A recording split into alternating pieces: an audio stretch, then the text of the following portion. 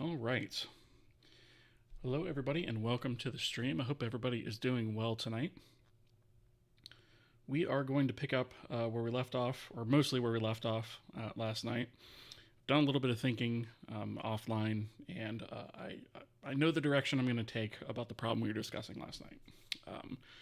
When it comes to dealing with user types and scenes and all that stuff, I was considering kind of a hacky workaround in the last stream, and I think I'm just going to bite the bullet and do it the right way. That's not going to be too big of a deal. It's just going to involve moving a little bit of code around, but it's going to be better long term because it'll make adding user types like our track much easier going forward.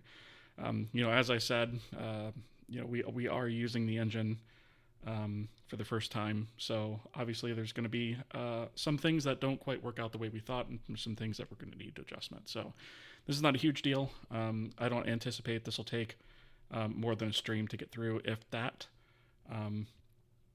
So we'll talk about that in just a minute. But before we go any further, I do want to take a second to just thank the supporters of our channel, beginning with our elite partner, Javier Alazaran. That is the highest tier of subscription over there on YouTube memberships /Patreon.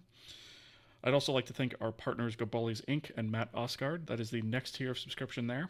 And I would also like to thank all of our supporters listed here.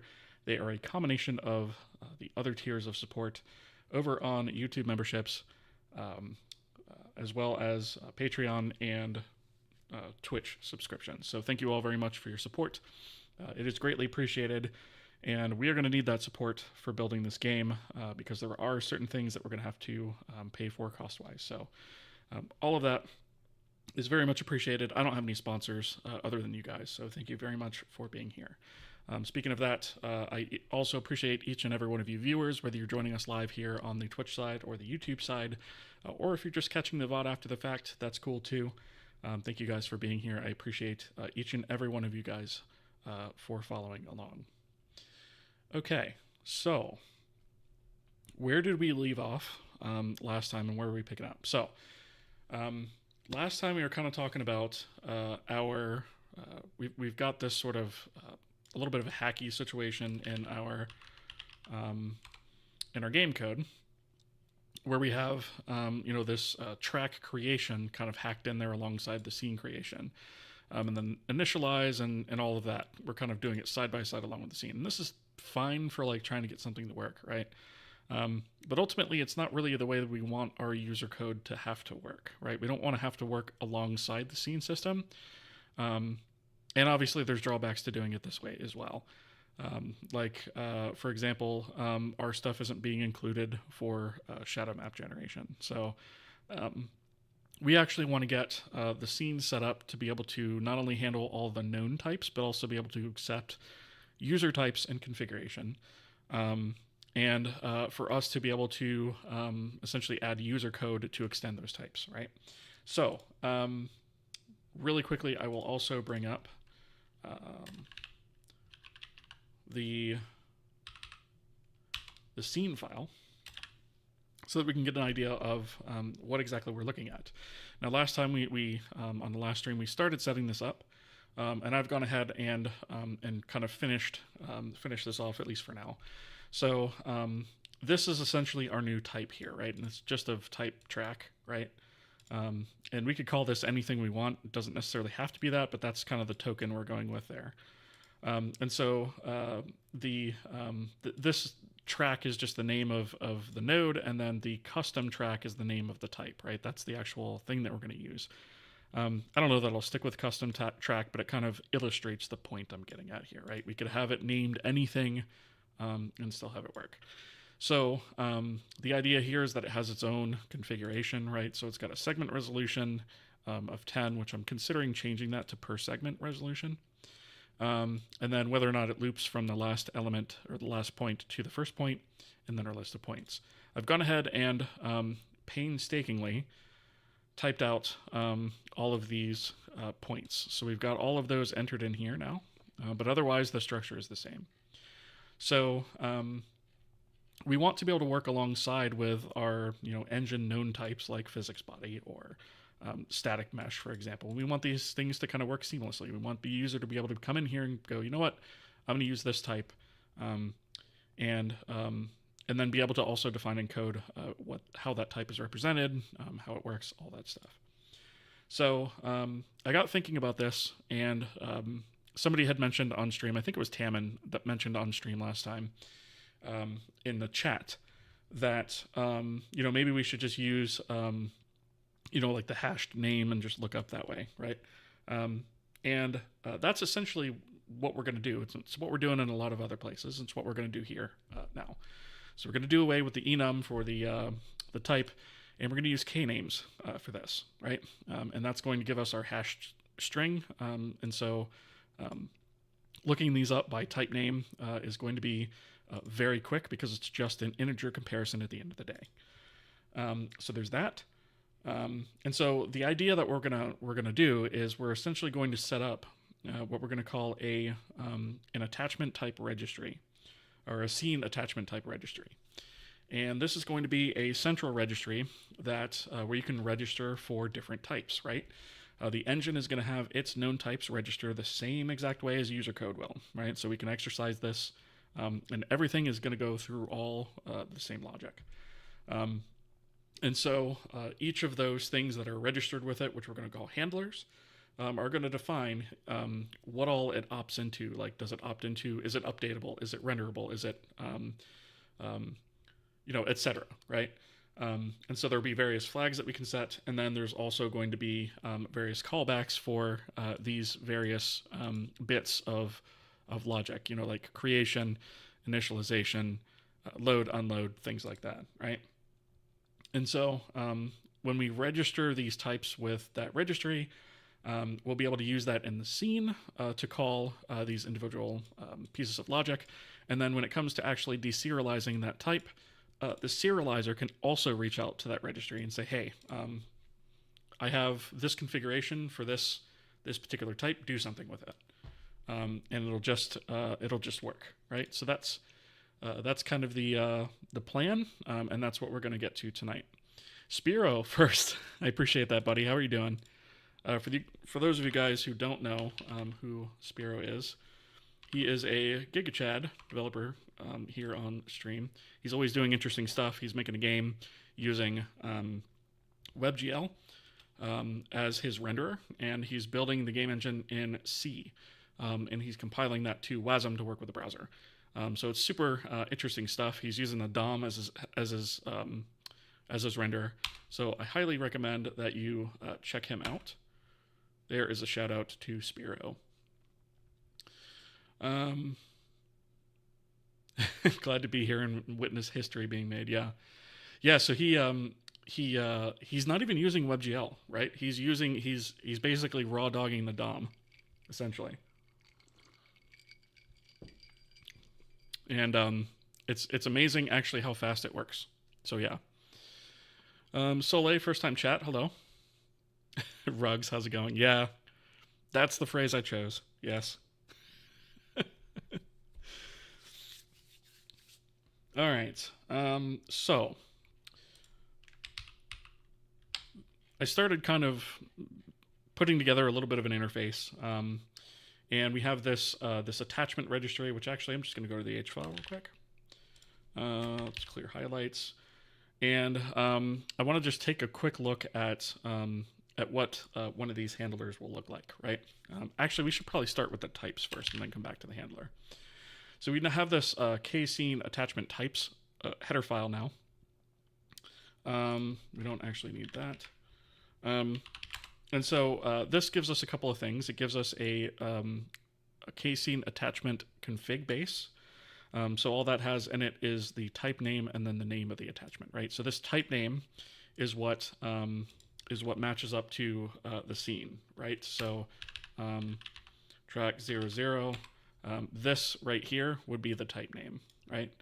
Or physics body or static mesh, right? That's essentially what matches up there. And so our base configuration for all attachments would look like this, right? Those are the two properties that we expect every definition of an attachment to have. And I mean, I guess you could optionally just have it named, but if you don't name it, you can't actually refer to it in code or retrieve it. So name is technically optional, but you probably want to name it, right? And then we have, so that's the configuration, right? So this is basically a one-to-one relationship with what is in the configuration file or the scene file. And then we have this K-scene attachment base, which is the representation that will actually wind up in the scene. And so this also has the type name and the name. And then I was thinking that we would also have like an opaque pointer here that would hold the configuration for the attachment. And that's going to be the configuration that is parsed out of the scene file. And we'll kind of get into how that's going to work here in a minute. So we have that. And then we also have some attachment flags, this is something that's new, right? So we can say, hey, this is renderable, this is updatable, this is initializable, this is loadable. And these things basically tell us very quickly and easily, hey, should we be worrying about loading or unloading this thing? Should we be worried about having to generate render data for it, or even calling update on it or initialize, right? Because some of these things are optionally going to require some of this stuff and some aren't. And then we have a debug set of these, which is also something that's a little bit new. And so some of these things are renderable, but only for debug information. So an example of that would be like our point light rendering a little box or something in the world to indicate where it is in the world and what its color is and so forth. And so that would be something that we don't render directly, but we do have debug render data for it, right? Or maybe we only have debug updates, or maybe we have both, right? We can have both. And so there's a separate set of these flags specifically for debug. And then we also have whether or not it's serializable, because not everything is, right? Some of these things may be not serializable or not savable, and they're just kind of created on the fly. So an example of that would be if we have like something that we've hacked in here for now in the track, is we have the, I think I put it towards the bottom, I want to say. Nope, it must be on the other side of this. The test vehicle, right? So the test vehicle itself is the one that has, the vehicle mesh and the physics body attached to it. And so eventually we're going to come up with something where this doesn't actually get created by the scene. It gets spawned by code, and all this stuff gets set up instead. So we're going to have ways to do that as well. But this just works for right now because it's was kind of easy to put in this way. Okay, so that's what the flags are all about, and then of course we have a type def for that. This is basically a 32-bit set of flags. So we are up to the third bit in terms of. I'm sorry, not the third bit, but the third.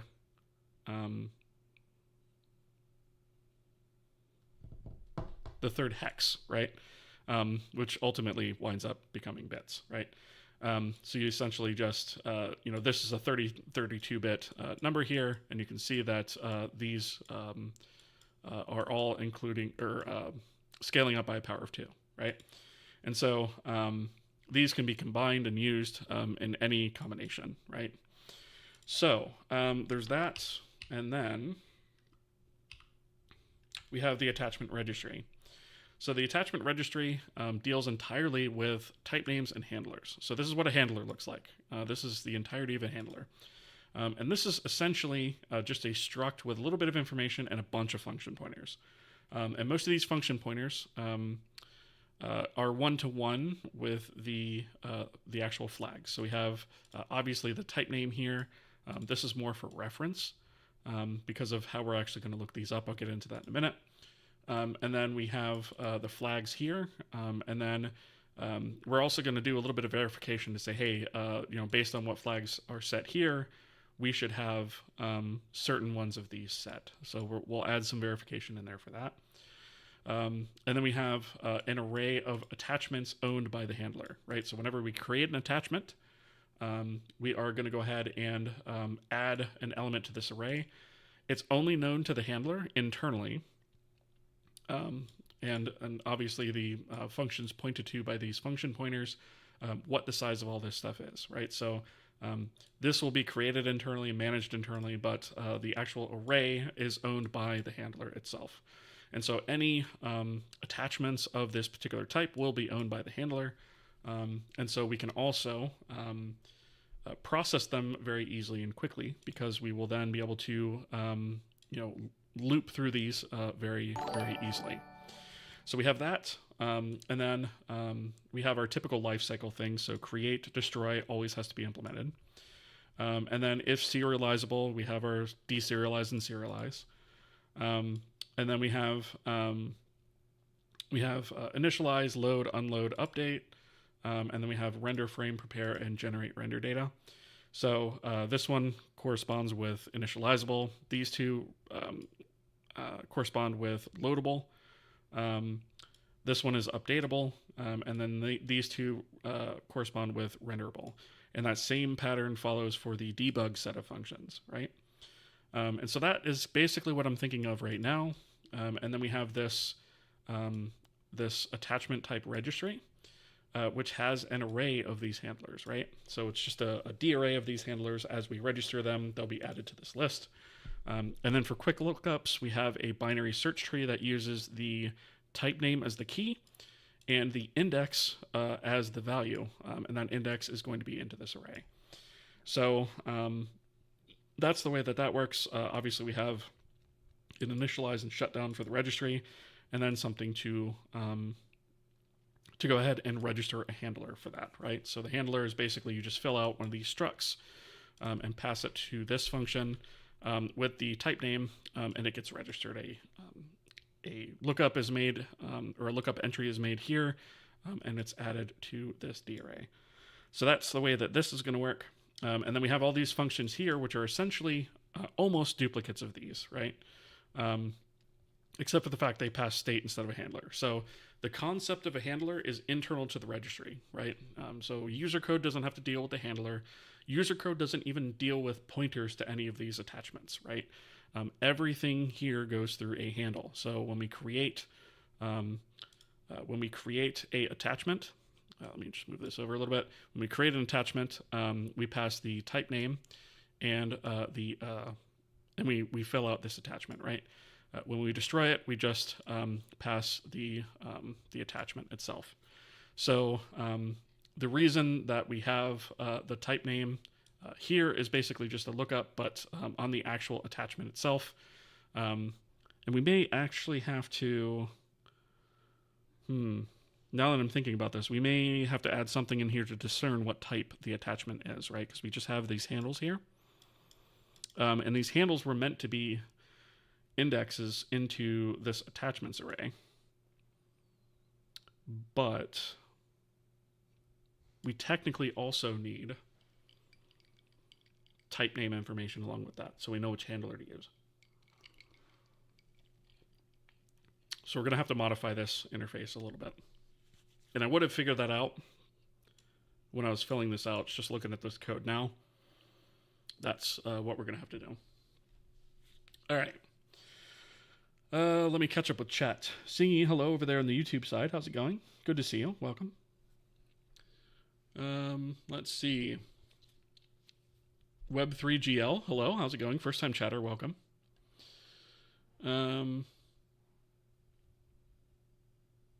Let's see.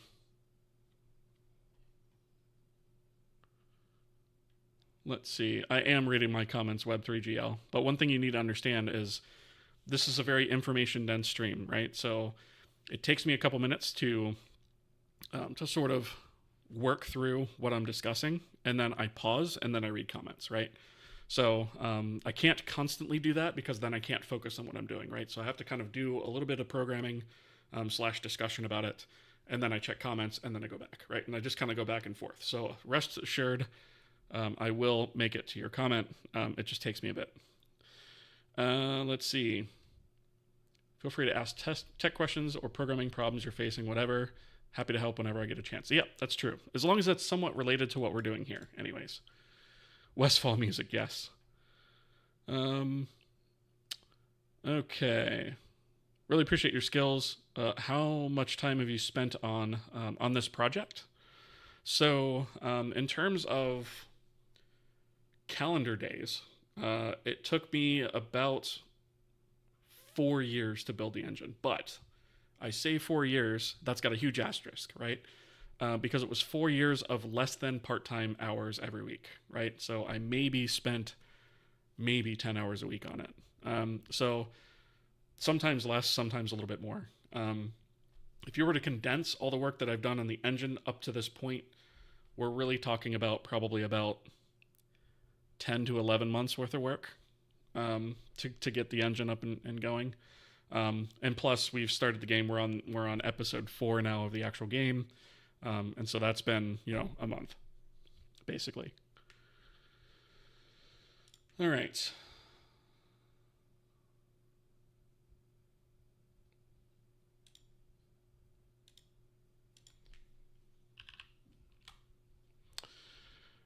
Anyway, all right. I think we're caught up. So we need to think about, before we actually get into too much of this. You know what? I'm actually going to kill this buffer over here. We don't need that right now. We need to think about a little bit how this is going to work, right? So when we create the attachment, we do provide the type name, right? But when we destroy it, we're just saying here is a handle. The handle right now is only actually going to be a handle into this attachments array within that particular handle for that type. But the problem with that is, how do we know what type?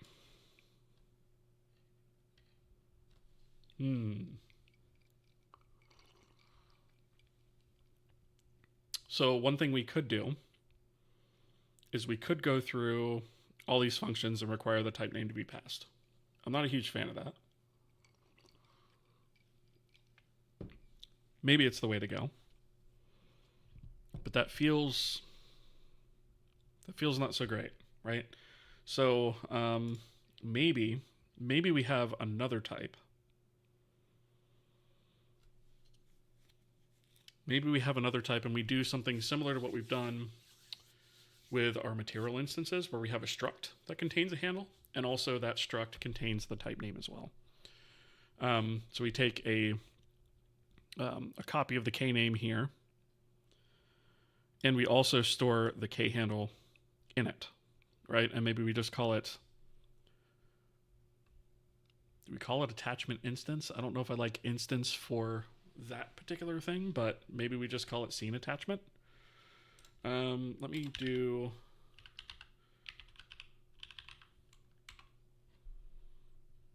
because we have K scene attachment base, right? So maybe we rethink how this works, because there's not anything actually tied to this yet. So maybe the attachment base, maybe instead of storing the config here, maybe that gets stored on the internal structure and we don't worry about that here. Right, so what I'm thinking is we actually have the type name. I suppose we could store the name here. That would make it quick to access, right? And maybe we just call this K scene attachment. And then we do a K handle.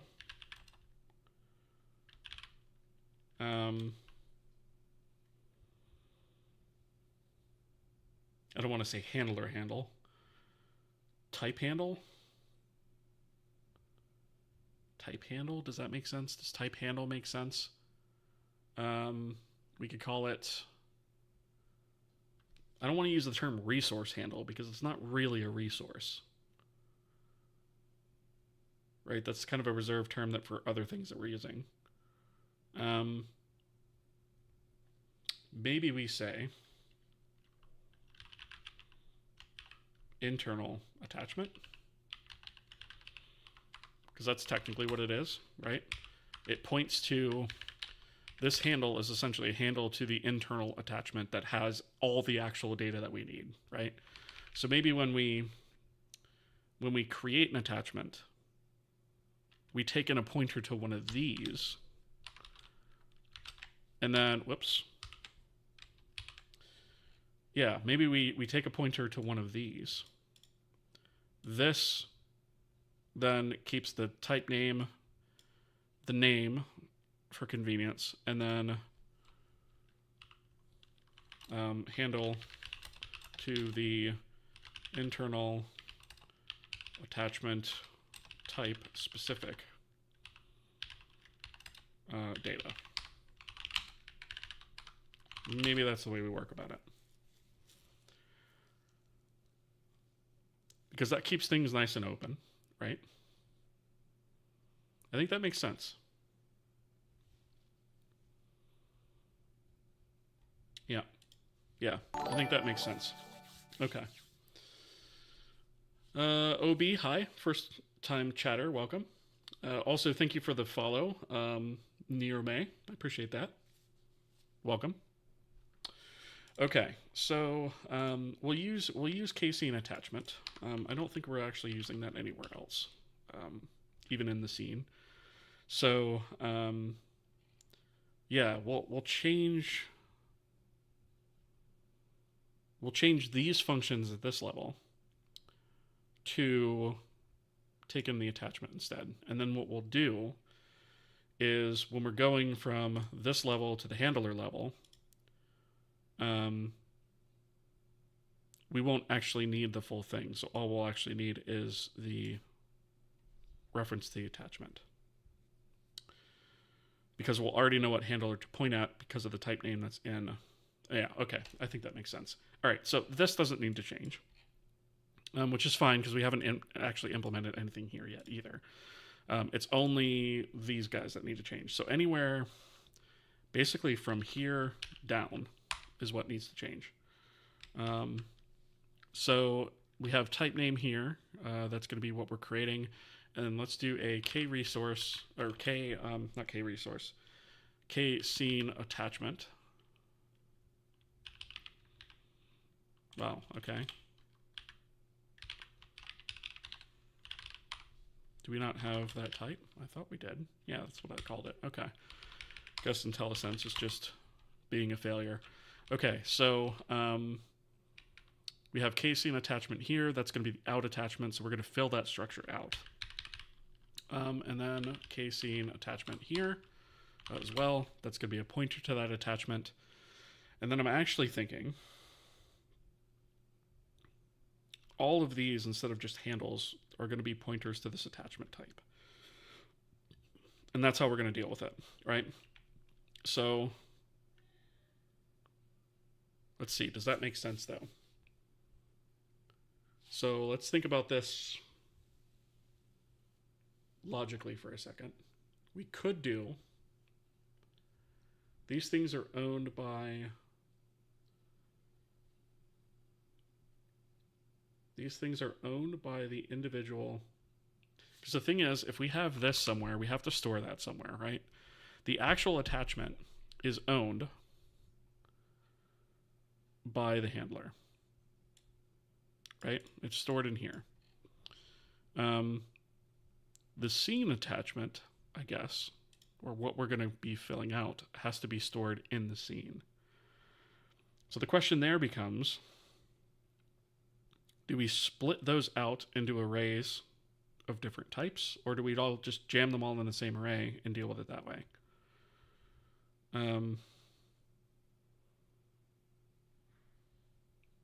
Because the other thing is, what if we have more than one scene? Then how do we update stuff, right? And actually, does that matter? I don't think it does.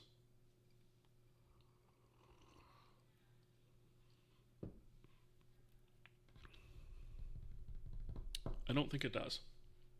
All right, so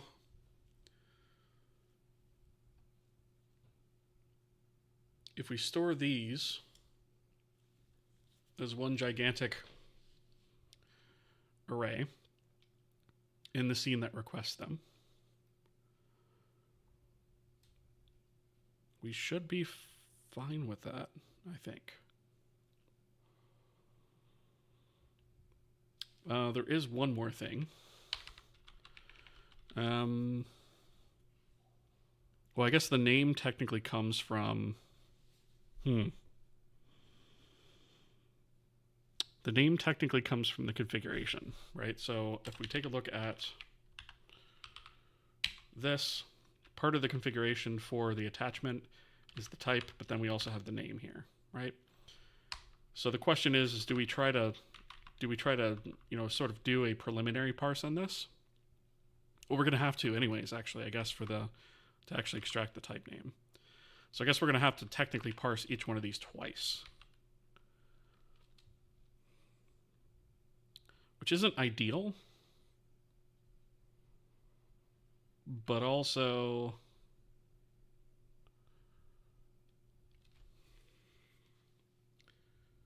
is this an opportunity for us to you know what? Now that I'm thinking about it, I think we should change up this structure a little bit, just slightly. Because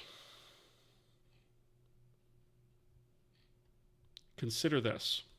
If the base attachment has the type name and the name, anything beyond that is kind of specific to it, right? So maybe we do config equals, and we open a new object here,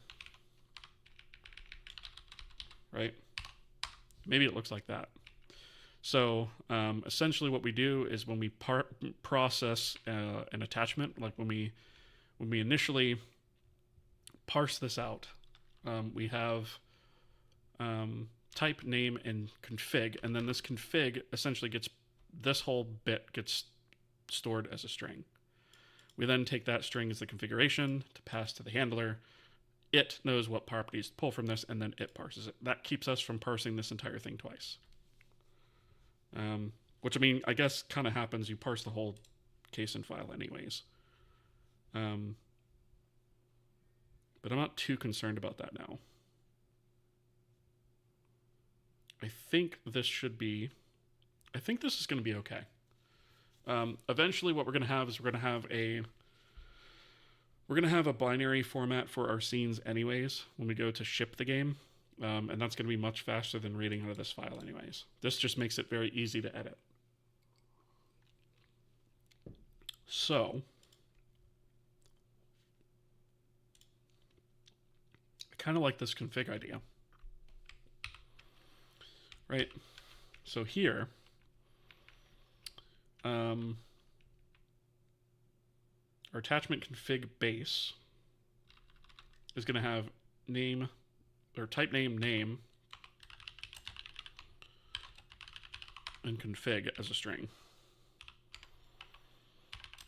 String representation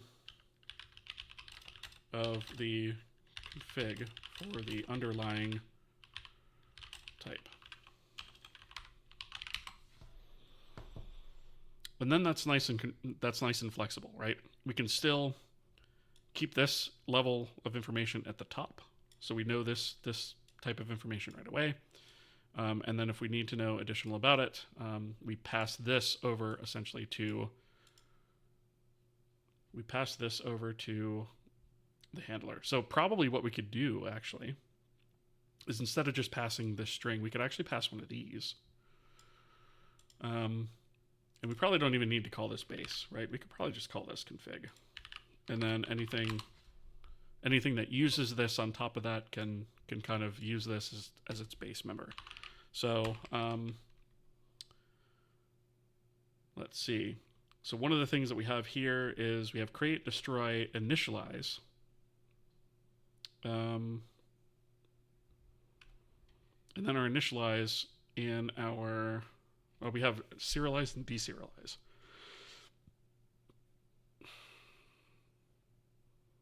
So our serialization right now takes this string.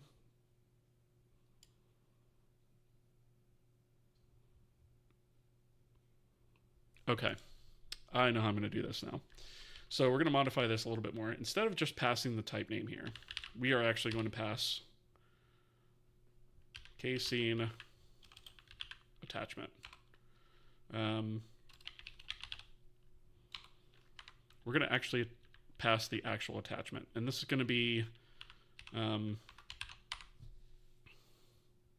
pass a pointer to it. Do we need to modify it?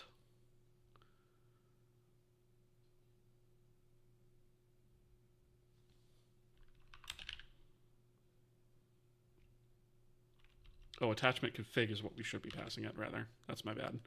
This should be config. I was like, we have it in there twice. Config. Right? So when we create it, we pass the config, and then we create an attachment, right? That makes more sense. And then the actual attachment itself, we do this, and then we create the internal attachment using the handler.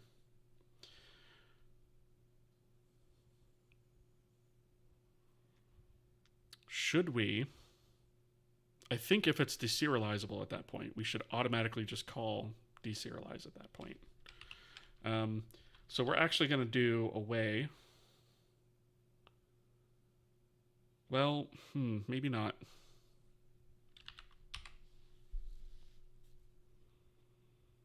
We may want to call these manually. I'm thinking when we call create for an attachment, we pass the config and create an attachment, but also if that attachment type is serializable, then we also automatically call deserialize. And then the source string would actually come from this config right there. And if it's marked as deserializable and it doesn't have that, then it's going to throw an error. Okay, so that will be what our create looks like. And then our destroy just takes the attachment, which has the type information we'll need, so that should be fine. Deserialize. I feel like that really only needs the attachment handle. No, it doesn't. It actually needs the attachment. Okay, so this needs to be k-scene attachment, right? And this, whoops. And then this, for serialization, needs to be the same thing. I think it's going to be the same thing all the way down, right? Because that specifies both the handle to the attachment and the type that we're going to need to forward it to the handler. So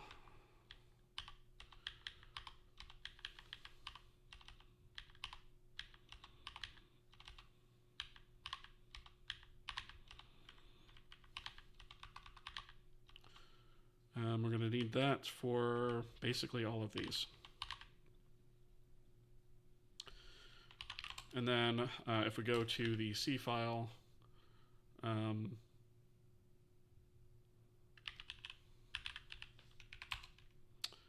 obviously these are all going to be wrong now. So instead of type name, we're going to do k-scene attachment config. And then instead of outputting directly to a handle, we're going to do k-scene attachment. K-scene attachment. Okay. And then this get handler here, which is essentially what loops through our registered handlers, right? That's going to have to be, instead of just taking type name in, now it's going to have to be config type name. And then handler creates, instead of doing out attachment, I think is just going to have to do, let's see, it's going to be out attachment.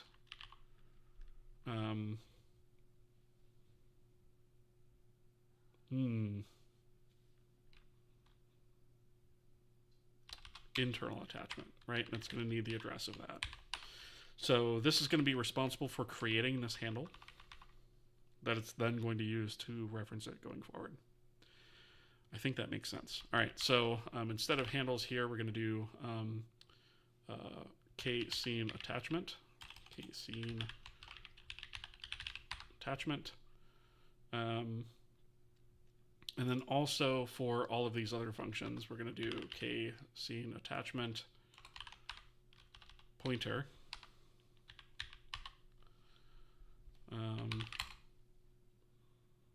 And of course, it's bleating about the return type of all this data, because that's going to be wrong all the way down. But we haven't filled it out yet, so it's fine. All right, so we got that, and that's it. Okay. So now from here, we'll be able to go ahead and get the attachment handler the same way that we did up here. And then essentially it's just going to be a pass through all the way down, I believe. And so we could just do all of this. We can essentially copy pasta this. And then instead of out attachment here, it's just going to be attachment. And then we don't have a return type for destroy. Right, so we technically just do that. And then instead of config type name, it's going to be attachment type name. Right, okay. And then obviously instead of create, it's going to be destroy. There we go. All right, so every handler has to have create and every handler has to have destroy.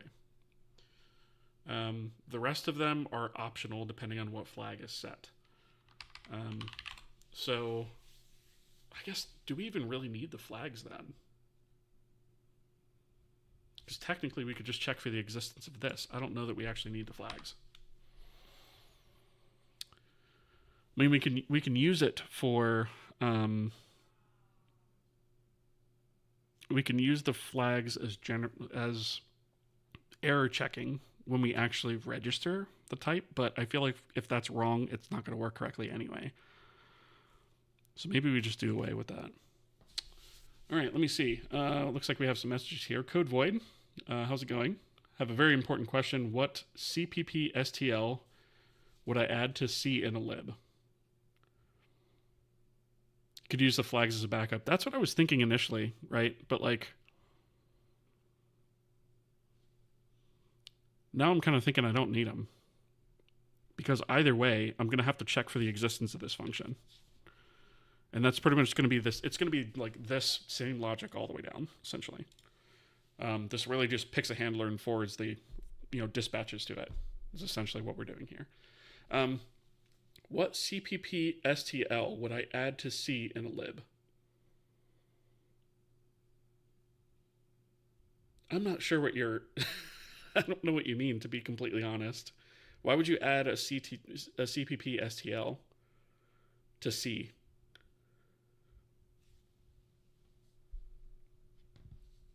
Web3GL is just stream hopping and trolling streamers. Just got banned on CM Griffing stream. Yeah, Chris doesn't put up with that stuff. And I was like a step away. I know Spiro already warned him too. So, like a list type. Well, yeah, but if it's a CPP STL, like you can't. Or are you asking like what types should you create to mimic what C++ has? Is that what you mean? Re-implemented. Okay. Well, we can look at some of the ones that I've used here. So we have some containers, right? So I have an array, a dynamic array, a free list, a hash table, a pool, a queue, a ring queue, a stack array, and a U64 binary search tree. So probably not all of those, right? Only as you need them, but you're making a mega library of all of them. I mean, then yeah, all of these would be useful for sure. That'd be a good place to start. You can clip that if you want for reference. Yeah, thanks for that, Spiro. I appreciate it. Like, my finger was itching there for the timeout button anyways. I don't quite understand the mentality of folks that do stuff like that, but I guess, I don't know. Makes no sense. Anyway, I'm not going to waste any more thought on it. Oh, we should probably also do some validation. So we have, we obviously need to do these checks, obviously, or we're going to get a seg fault. So this is going to be just attachment, and then we return in this case, right? So I guess we should probably throw some sort of error here, right? So we do k error, and we'll do a string requires valid pointers to state and attachment, right? And then to that we can just do the name of the function, right? And I'll do that here, and I'll do it also up here.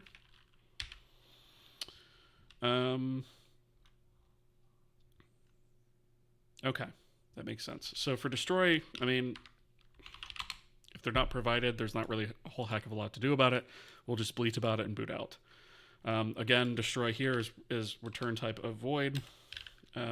So you know, there's not a whole heck of a lot to do about that either. For destruction, if it fails, it fails. It is what it is.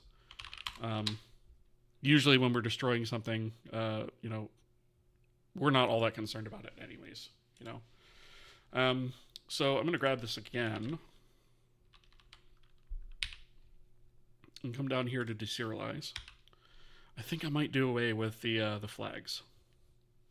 The more I think about it, the more I think we don't need the flags. Okay, so deserialize. This is actually going to require another pointer. So this requires valid pointers to state, attachment, and source string. So if we don't have those things, we'll bleat about that. And then here, instead of config type name, it's going to be attachment type name. And then attachment, internal attachment. And then obviously instead of create, we're going to do deserialize for these guys. And then do we not? Oh, I think this is the wrong return type. Wait, deserialize.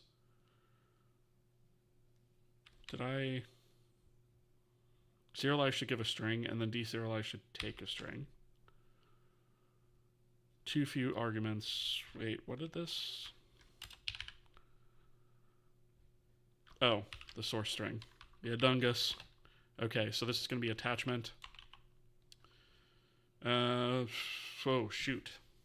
We didn't save that off, did we? Well, I guess we would just pass through source string. Actually, we don't need to save it off. Okay, and then we don't need to pass the internal attachment as a pointer to it. We just pass the internal attachment. Okay. So that's that. And then serialize is going to be basically doing the opposite of that, although its return value is different. So this requires valid pointers to state and attachment. And then what this will do is if we don't find... If we have a handler but no callback exists, we're still going to have to return 0. And then this is also going to return 0 because no handler exists, right? And maybe, you know what, we probably ought to bleat about not finding a handler too, actually. So let's take this and put this here, and we'll say, we'll get rid of all this, and we'll say no handler exists for type, and then we'll put that in quotes, and then we'll add config type name, and then we'll need to do kname string get.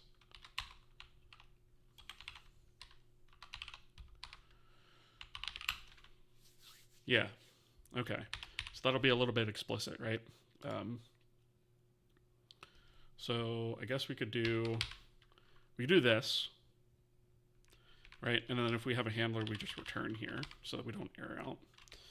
And then we can do attachment,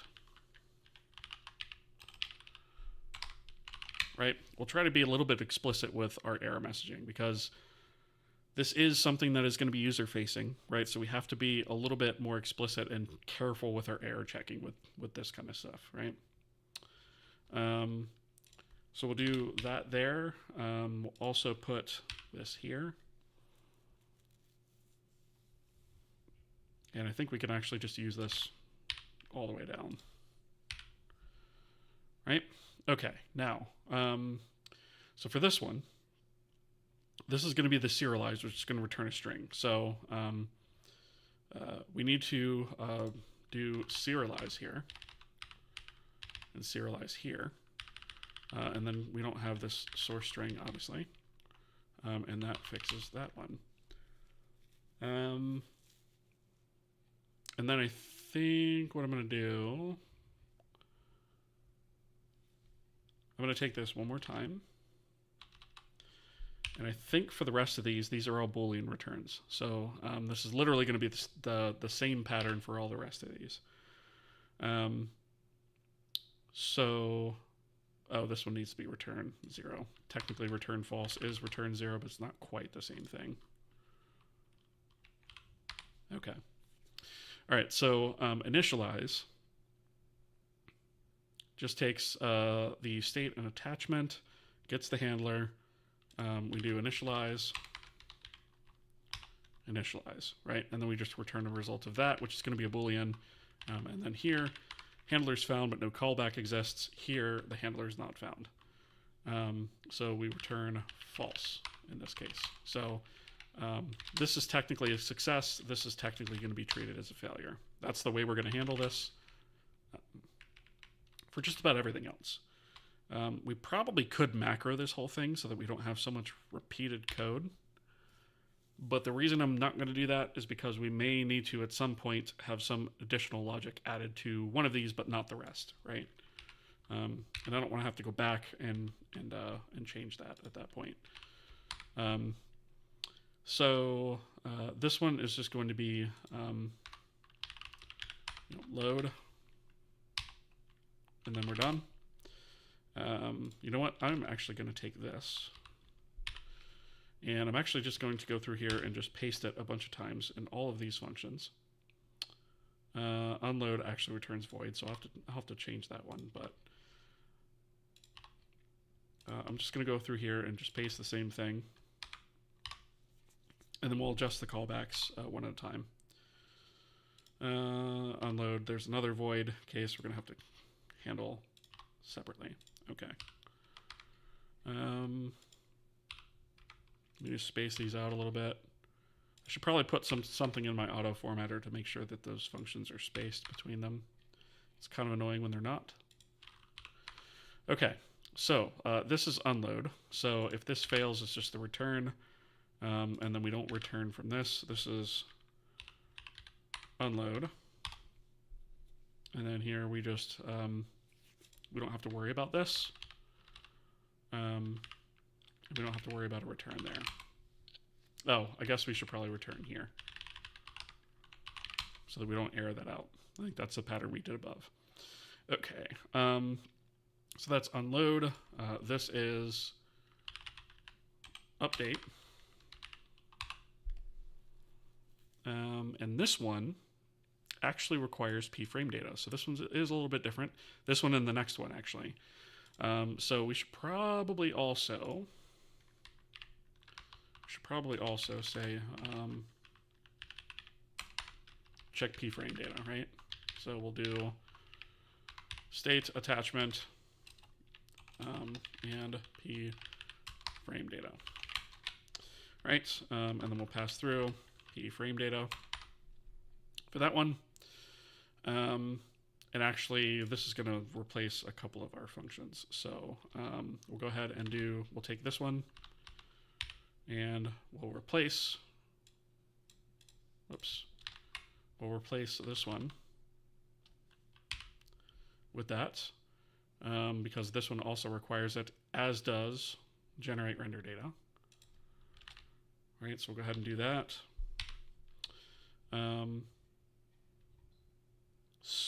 And actually we have some other ones down here that require it as well, I believe.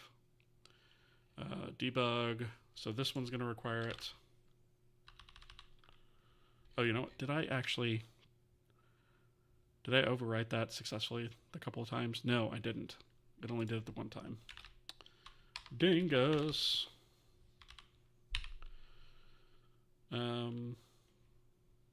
Okay. And I see that there's messages. I will answer them in just a second. I just want to finish my train of thought here before I do. So there we go. Okay. And then let me just change what these are pointing to. So let's see. That's unload, unload. This is update, updates. This is going to be render frame prepare. This one's going to be generate render data. Just generate render data, not have. Oh, it requires one more that I don't think our interface here has. Let's see, generate render data. Oh, it does have it. Okay. It just isn't in here. Out render data. And so we need to check that here. Okay. And then also put and out render data. Okay. So there's that. You know what? Let me actually just finish the rest of these functions the rest of the way down, and then I will. This is debug initialize, rather. Debug initialize. If I could type. So debug initialize is fine. Debug load.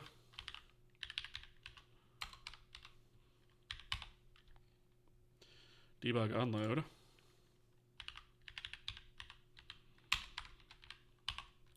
And this is return type void, so we don't need to do any of this. Okay. Actually, we don't even need this return statement here at all. And then debug updates. Debug updates. And then this one takes p-frame data. So we need to check that.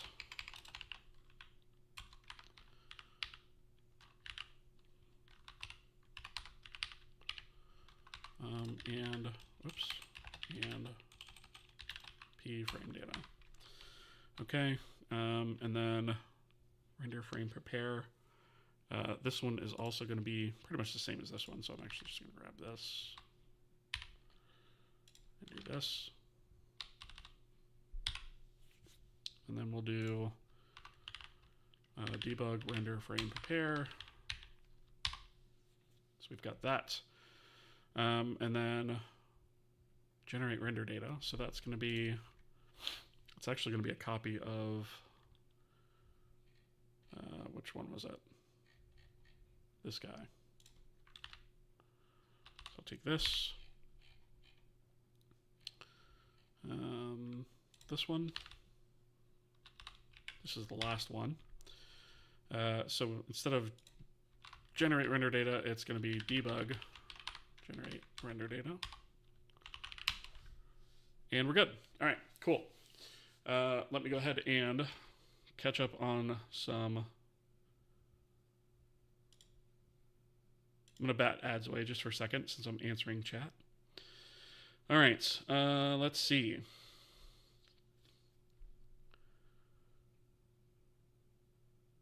Sergeant Pepper, how's it going? Almost Friday. The kids are staying up late now. Nice. Well, it's good to see you, by the way. How have you been? Let's see. I have a string API, a matrix API, and a file processing API, and a queue API. Those are good places to start. API meaning type struct and a set of functions to modify. Yeah, that makes sense. Uh, could ever be bool to check if it passed. Makes sense. As you're taking the type, then that would move to a string of all data in the type. Then you would do the opposite and go back. What is function? Okay, so you're wondering what this is. So this is actually a built-in macro that prints out the name of the function as a string that it's currently in, right? So I think if we actually do, my LSP is really sucking today. Hold on a second. Let me relaunch Vim for a second. Let's see if that does it. There we go. Okay. Let's see. So expands to function. I think I can actually hover over this. Yes. Okay. So function in this context gets replaced with the value of the function name. So when we have error messages that are kind of repeated like this, but like in the context of a different function, we can do a string token here and then pass function. And that passes the function name enclosed in quotations like a string, right? And so that allows me to format my error messages saying, hey, we have this error, but here's the name of the function where it generated from. Yeah, so that's definitely super useful for sure. Thank you for the stretch redeem. I appreciate that. Need one of those. My arms are still a little bit sore from where I went to the gym the other day. And I have to go tomorrow too, so stretching is not a bad thing. You'll start doing that? Yeah, it's kind of a nice little thing. I've forgotten about it a lot of times over the years and used it and then forgotten about it again. And I've started using it again recently. And I actually want to go through the code base and like use that a lot more because it's super useful. First time chatter, FreeYSL? For free YSL. I'm not sure how to pronounce that, but welcome. Sorry for butchering your name. Do you know how to program in C++? Yes, I do. All right. BM, over on the YouTube side, how are you doing? Hope everything is going well. I was wondering if there was ever a time where you felt like you started solving people's problems with your code that wasn't just projects for you to learn from. Yes, actually all the time. I've actually been told that by viewers over the years as I'm working on this. They're like, hey, that thing that you went over in one of the videos or on stream actually helped me like with a job interview or helped me answer this question or something like that. So yeah, it actually has happened a couple of times, which makes this whole thing worth it to me. The fact that folks are able to find it useful and helpful and informative, that to me makes all of this worth it for sure. I really enjoyed writing my music player with audio visualizer and my base64 decoder, but these don't really seem like projects that adds value to anyone. That's not necessarily true, right? So one thing that I think is kind of lacking out there, and maybe this is just my own not knowing it, right? But like in the 90s and the early 2000s, there was something called Winamp. I think it is still around. I think they actually updated it recently. But by updated, I use that term really loosely, but it was an awesome music player back in the day and it had all that stuff. And I feel like there's not really any good feature-rich ones that are also cross-platform. And so like something that had all kinds of like audio visualizers, like what that had, or like what Windows Media Player had, but that was actually cross-platform and it actually worked well cross-platform, would be super useful. I'd download and use the crap out of that for sure. I feel like that's not something that is necessarily done anymore. And what might even be neat also is like if you made a web-based one that could also like tie into Spotify and then, you know, work through a service like that would be pretty cool too. Let's see. Thank you for the follow, by the way. I appreciate that. Welcome. Oh, and I see the hydrate and posture checks. I've been kind of deep into coding, so I haven't necessarily seen all those notifications come up, but I'm looking at them now. So there's the hydrate. And I got the posture check as well, so I'm actually sitting up a little bit more straight. So thank you for that. Okay. I think these are set up. So these all basically do relatively the same thing. They're just dispatching, right? Doing a little bit of error checking and then dispatching. So that's relatively simple. I also have, I believe, I've sorted the registration handling as well. The registering the type handler, right? So I went ahead and knocked this out earlier. We just did a couple things here. I guess actually we don't even really need the type name to be passed here because this actually has the type name in it, right? And if we're going to be filling this out, we might as well just use the type name that's in that instead of passing it twice. That's kind of dumb. Let's actually change that. Right, so we'll get rid of the type name here because the handler actually has that as well. And then what we'll do is we'll say handler,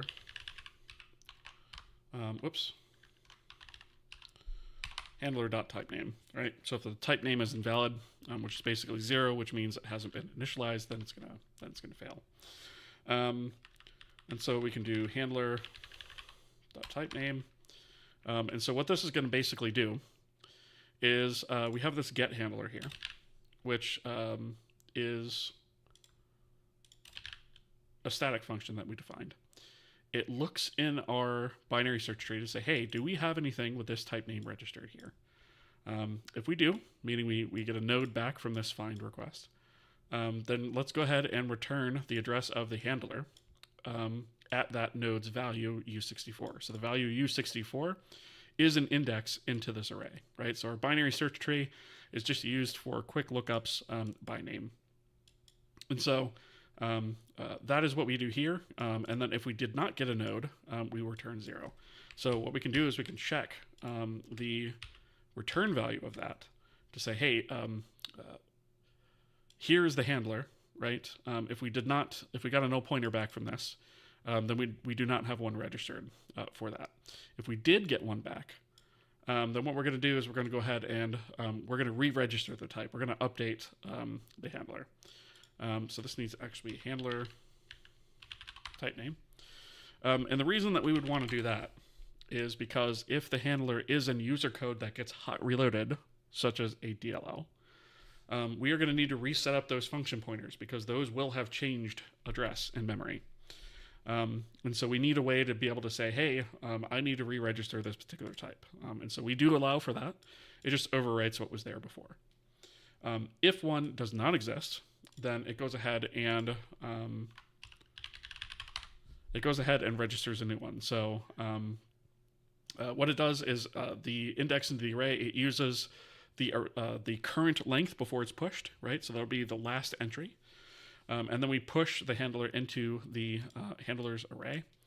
And we then take that index and we do a insert into our binary search tree using the type name, so the handler type name as the lookup or the key. And then the value here is the index. So we set up a BT node value using the .u64 and we use the index, right? And then, since the binary search tree itself is nothing but a string of nodes, right, we essentially do a quick check to say, hey, does the state have any of these things registered yet? If not, the new node we just created is the base node now. So there's that. We go ahead and take care of that. And then we go ahead and get a pointer to the handler at this point, right? So we either fill out this pointer to a handler by get handler or by creating a new one and grabbing a pointer to it at index, right? Then, and I don't know if we're going to need this yet, if we have p handler was returned, right, which there really isn't any reason it shouldn't be unless something fails along the way, we may set up something in the handler for handler specific initialization if we need it. I don't think we do. I think we can get away without it, but we'll see. But anyways, so we have that, and then we return true And if we did not get one back for some reason, then we'll return false at that point. And that's the way the registration works. And the attachment types can't be unregistered, right? It doesn't make sense. We have no need to do that. So whenever we boot up, we're basically going to take all of our known types, register them as handlers, and then we'll take any user types from the user code, from the application boot up or whatever, and use those as well. And that is basically the way that's going to work. Before we proceed any further with this or start writing handlers, I think we ought to get this integrated into the engine so that the engine actually sets this thing up. So what I'm going to do, one last thing, I'm going to do a kdebug, and we're going to just put in here kscene attachment type registry initialized. And that'll just give us a quick way just to verify that it's being called by looking at the logs, right? We could set a breakpoint as well, but this just kind of gives us a little bit of information into the logs that we're already generating. All right, let's see.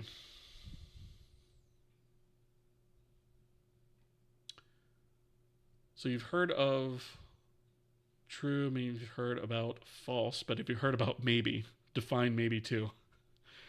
What language was it? There was a language, or maybe it was a library, I can't remember. There was something that actually had a maybe in it. I forget exactly what it was. That does exist somewhere. I forget exactly what it was. I don't really want to waste time looking it up, but yeah, that does exist out there.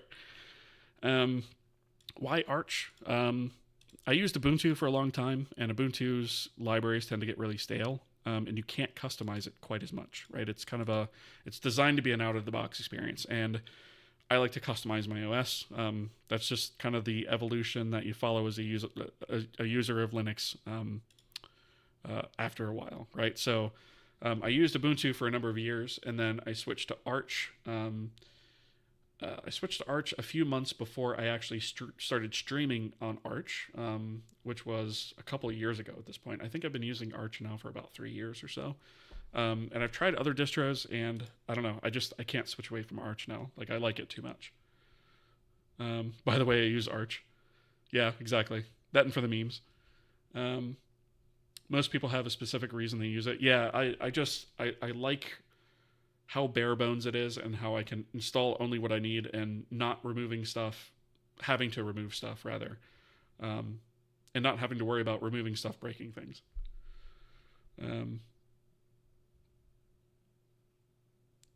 Arch is also, like bleeding edge on everything, which usually is okay. In all the times that I've been using Arch, the most common issue I've had was actually GPU drivers, but I don't blame Arch for that. I blame NVIDIA for that. But I think I've only ever had my install get completely boned one time since I've been using it. Yeah, I tend to kind of agree, but they're the ones who have the most market share, right? So I have to support it. I do have an AMD machine down here as well to support that as well. But get Emacs Window Manager. Yeah, I'm actually using KDE Plasma on Wayland right now. I've recently switched to that. I was using Cinnamon for a long time. But Wayland and NVIDIA didn't get along until very, very recently. So I've been able to switch to that, and it's working pretty well. I like it. Let's see. Do you have auto-completion for a variable, function, or whatever accepts a string that is either foo or bar, like the IDE saying that it only accepts these two? Like I've only worked with web development, and switching to TypeScript, having all these hints because of the type is amazing. I do actually have an LSP installed that gives me that. Yeah. So I do have that stuff. You have Emacs. It's a good environment. Yeah. Emacs is an OS with a text editor included in it. Is the joke there? I prefer Vim. I've been using Vim for a number of years, and I just prefer it. Let's see. Thanks, man. Still relatively new to programming, I guess. And I'm in a rush to do stuff that's not considered trivial, like improvement to RPS 3's Vulkan code or a driver that gets put into the kernel. I mean, yeah, talk about jumping off into the deep end, for sure. Go after what interests you, though. That's the thing. If it doesn't interest you, don't do it unless you're getting paid to. All right. So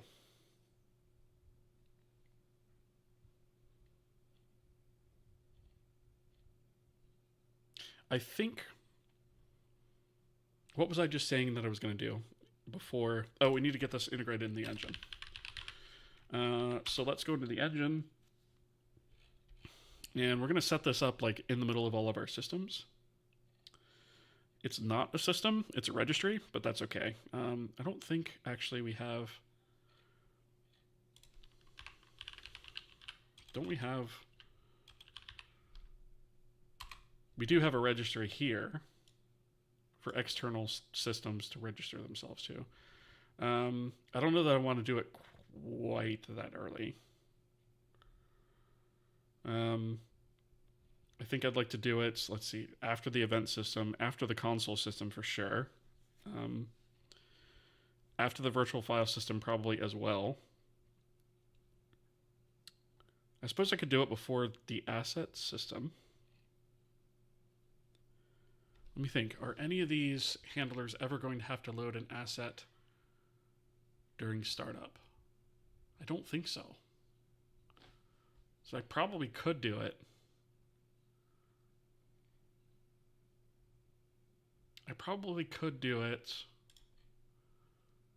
Maybe after the console system. I want to do it after the console system because that is where like our console.log gets created, and I want to have it be included in that. So let's do it after we spit out the Kohi runtime version, right? We'll do it here. So we're going to say scene attachment. This seems really early to be doing scene stuff, though. I don't think we need to have it that early either. Because we're not even going to have a scene or anything until after the resource system stood up, right? Plugin system? Maybe after the plugin system, because maybe we'll have one that relies on a plugin. KVAR system, physics system, inputs, renderer, windowing, job system. Ooh, that audio system, Xform, timeline shader system. I mean, I suppose this could be pretty late, actually. We really don't need it to be that early. Static mesh system. Now I feel like we're getting into the section where it might be useful. Oh, you know what? Some of these other systems might be registered or might be referenced by it, but like the light system, those kind of things. So maybe let's do it right before application boot. I think that makes sense. And the reason I'm saying that is because if we set up the registry right before application boot, then in application boot, we can register our scene attachment types right away, right? During the boot up phase. And we don't have to wait for initialize much later, right? So I think that actually does make sense. Scene attachment type registry initialize, right? Now, state. We don't actually have a state yet. But this particular struct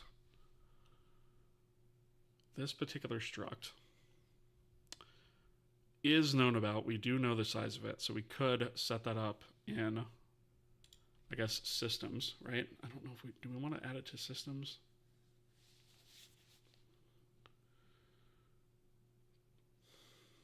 Yeah, I think we do, because then we can get it from anywhere else. Okay, so let's take this,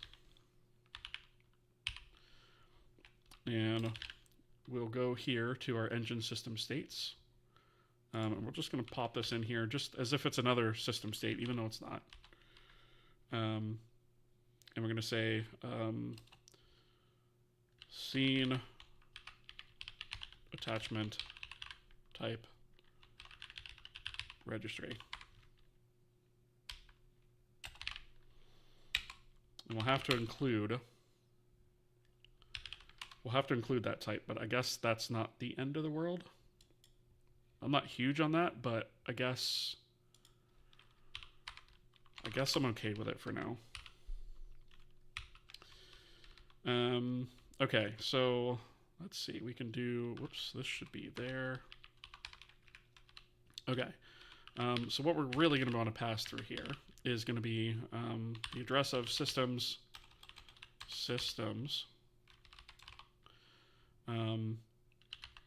scene attachment type registry, right?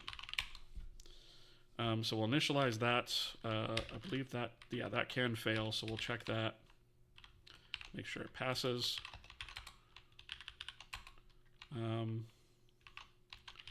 Failed to initialize scene attachment type registry. See logs for details. And then we're going to boot out here because we're going to need that, and scenes won't work correctly without it if it fails. So that is all that we should need to do to get that stood up in the engine. We do need to shut it down as well. So we're going to do that. We're going to shut it down before the render graph system. So that's going to be after our game loop when we're shutting all this stuff down.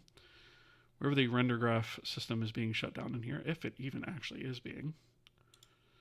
Are we not shutting it down? We're not. That's cool. That seems fine.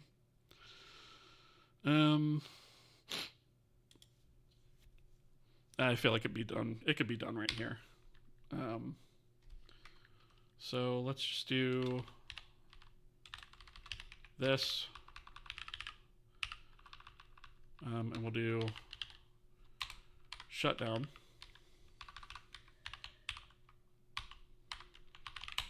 And we'll shut down the registry right there. Okay. So that should be sufficient to hook that into the engine.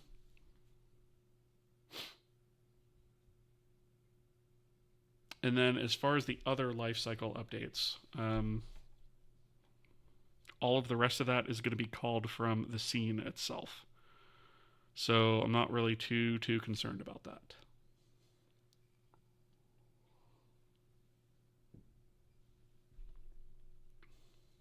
Okay.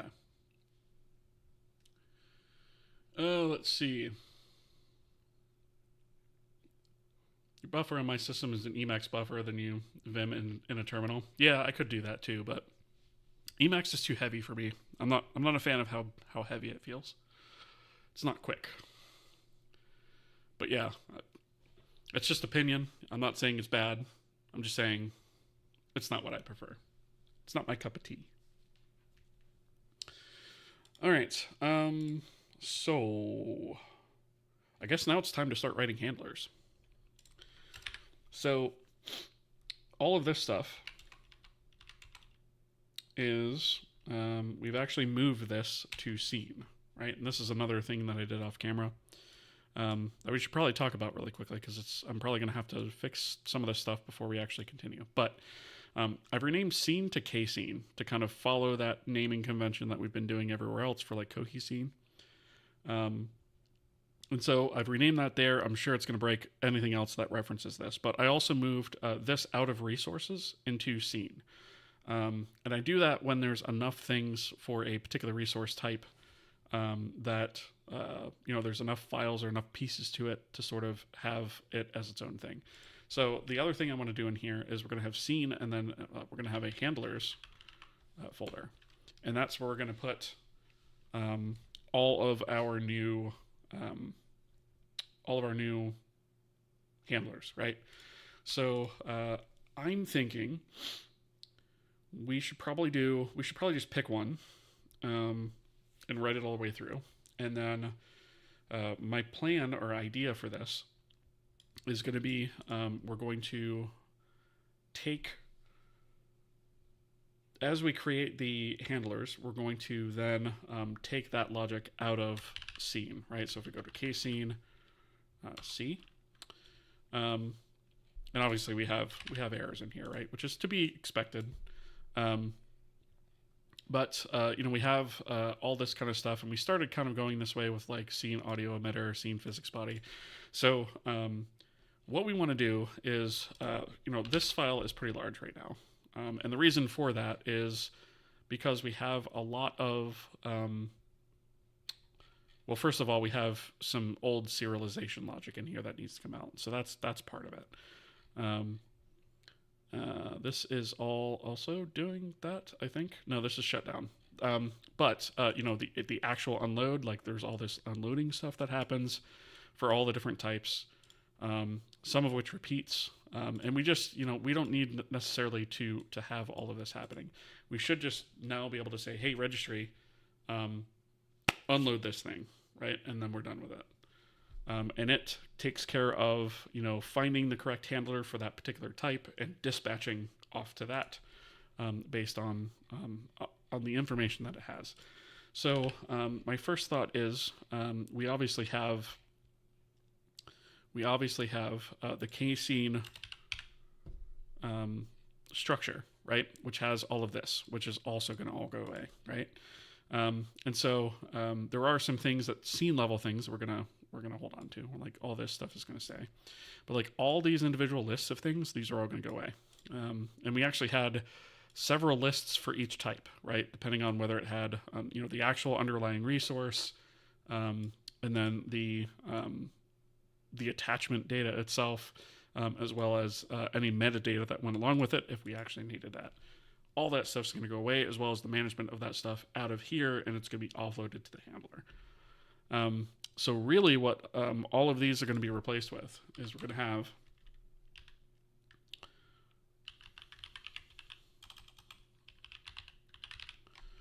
kscene attachment, right? And we're going to have an array of those, and we're just going to have attachments, is my thought. And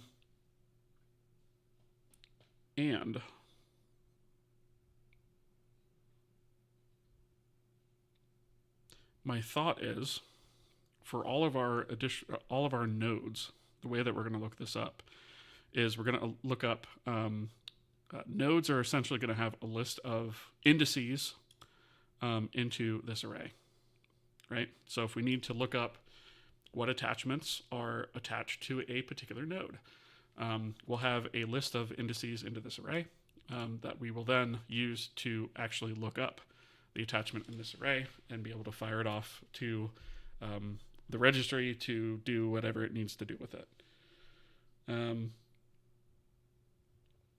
Let's see. Rushai, thank you for the emote there.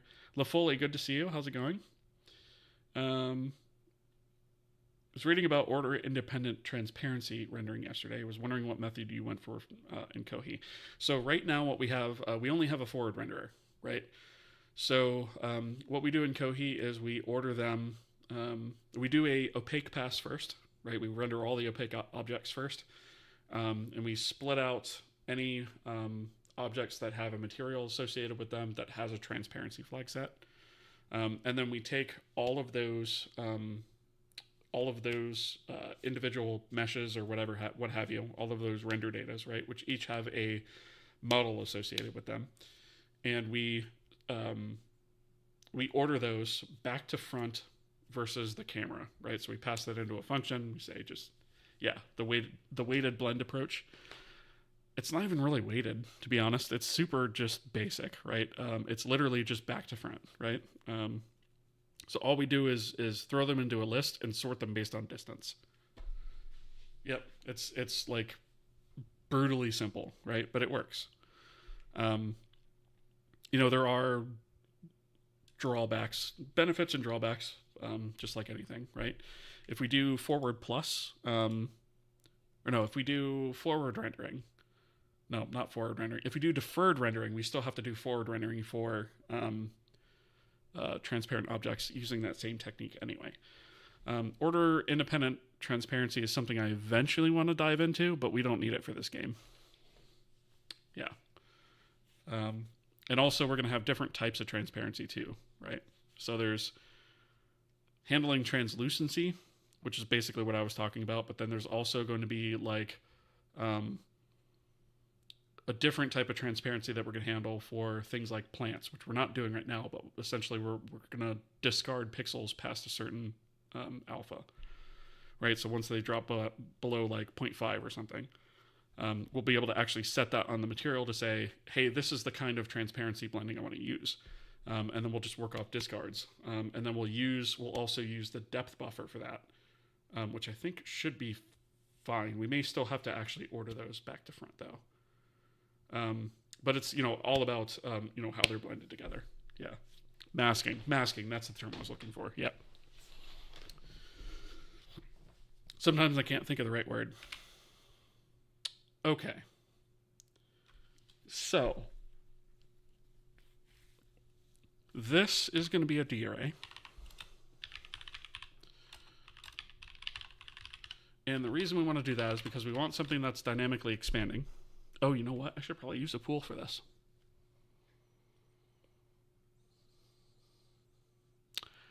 I should probably use... Well, if I use a pool for it, though, our pools don't dynamically expand right now. So that might be a problem. All right, I'm going to start off with the D array because that's easier, right? So what D arrays buy us is if we reference things by index, we don't have to worry about stale pointers. If we have, we'll need some way to mark these guys as not in use, right? So like when we unload something, or if we remove a particular node and we want to take its attachments and unload those as well and free up that index in the array, we'll have to mark that somehow. We could probably do that by setting its type name and its name to 0, which would be an invalid k name. And then internal attachment, we could just invalidate the handle.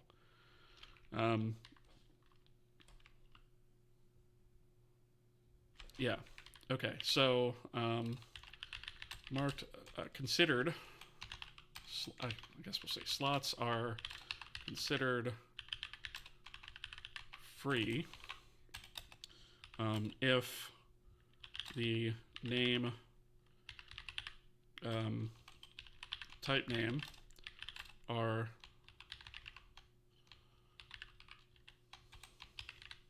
k name, invalid k name, and the internal, what did I call that? Internal attachment. Internal attachment handle is an invalid k handle, right? Should probably split that up a couple of lines. Let's just do, there we go. All right, so we'll expand this as we need it, and what we'll do is anytime we want to add an attachment, we'll just search for an empty slot first. And then if we find an empty slot, we'll use it. If we don't, we'll just push a new entry into the array. And I think that makes sense. And then that is basically going to replace all of this stuff. Those are all going to go away. And even things like the debug grid can actually be handled by this as well. So that was just kind of plugged in there. Actually, I'm kind of considering taking out the debug grid. Considering having it always be there, regardless if a scene's loaded or not.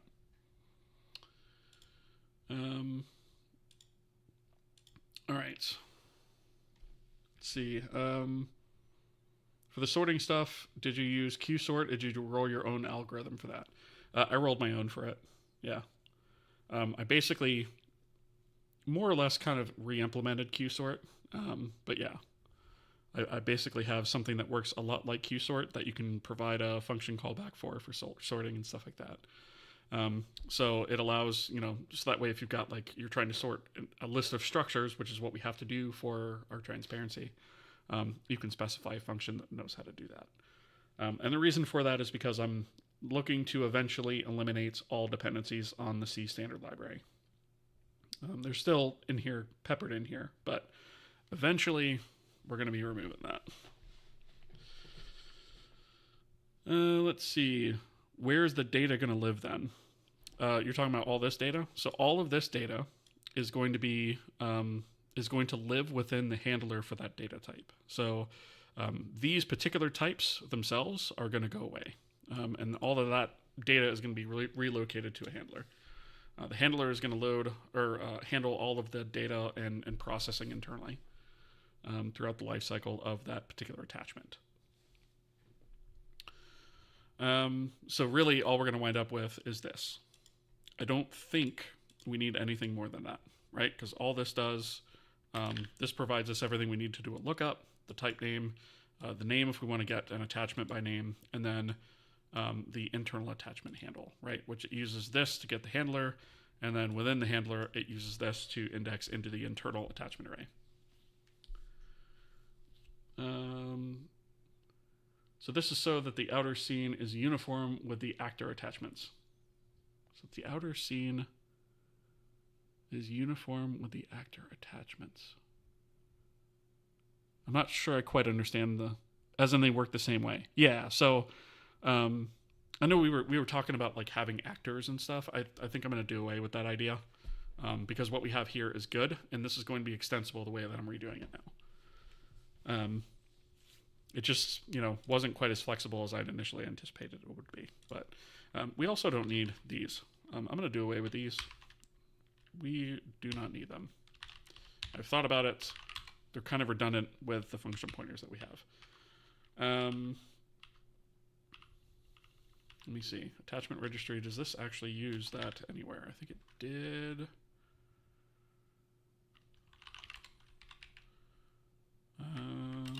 Let's see. Flags for this attachment type. Yeah, we don't need that. Okay. Okay. All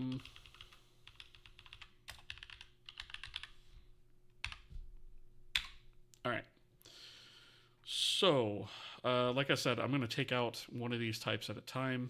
Where are all these other errors in here? This is all scene state loaded. Where are these? Are these... Oh, this should be K scene state loaded. That's why, because I renamed that.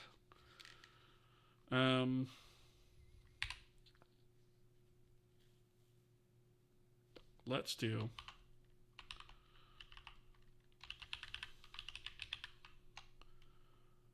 that, and then we'll do K scene state underscore global.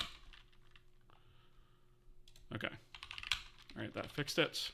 And then we just have a couple more things here. Oh, it did. Case insensitive ones too. All right, that's fine. Not too big of a deal though. Okay. That's that. So I guess let's choose one to start with. Let's go, I guess, to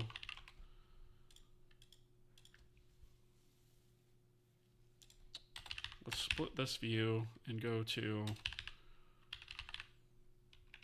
the header file. I don't necessarily want to do this one. I think I want to do one of the more complicated types first, because that's really going to make sure that, that the plan that I have is going to work.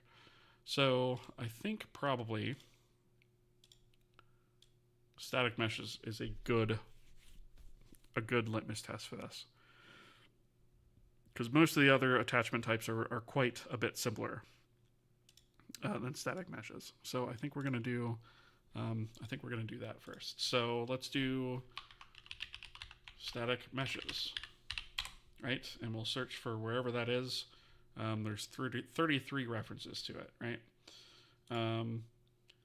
So let's just destroy. Okay, so initialize. This is the first one we're going to look at. So essentially,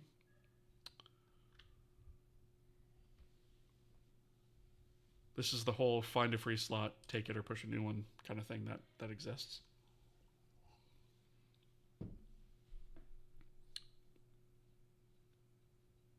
I think I might use pools within the handlers. Now I'm thinking about it. Because I really don't want to do this over and over and over again.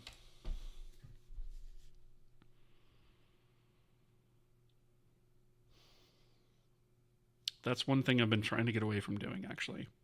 And pools are the answer to that. It's just they don't dynamically expand, so I need to add that at some point. Let me put that on my to-do list. I'm not going to handle it right now, but it is something I need to do. Extend kpool to optionally expand when full, if configured to do so. Okay. So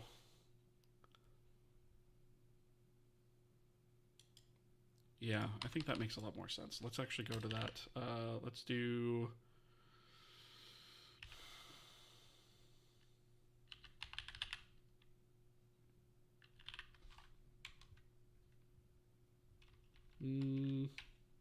no, this isn't what I want. I want oh wait, yes, it is what I want. I don't want void attachments.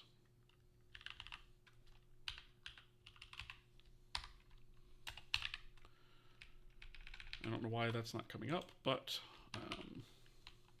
include, let's see, this is in runtime, right?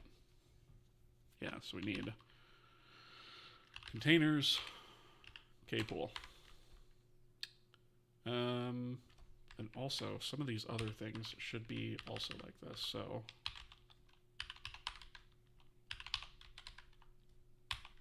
there we go. All right, so we're going to use a pool of attachments. And I guess when we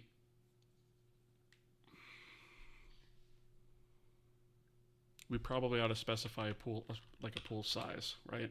U32 pool element max, right? The max number of attachments handled by this handler. And that kind of tells us like what kind of resources we need to actually take. Because the thing with a pool is you have to allocate all that memory up front.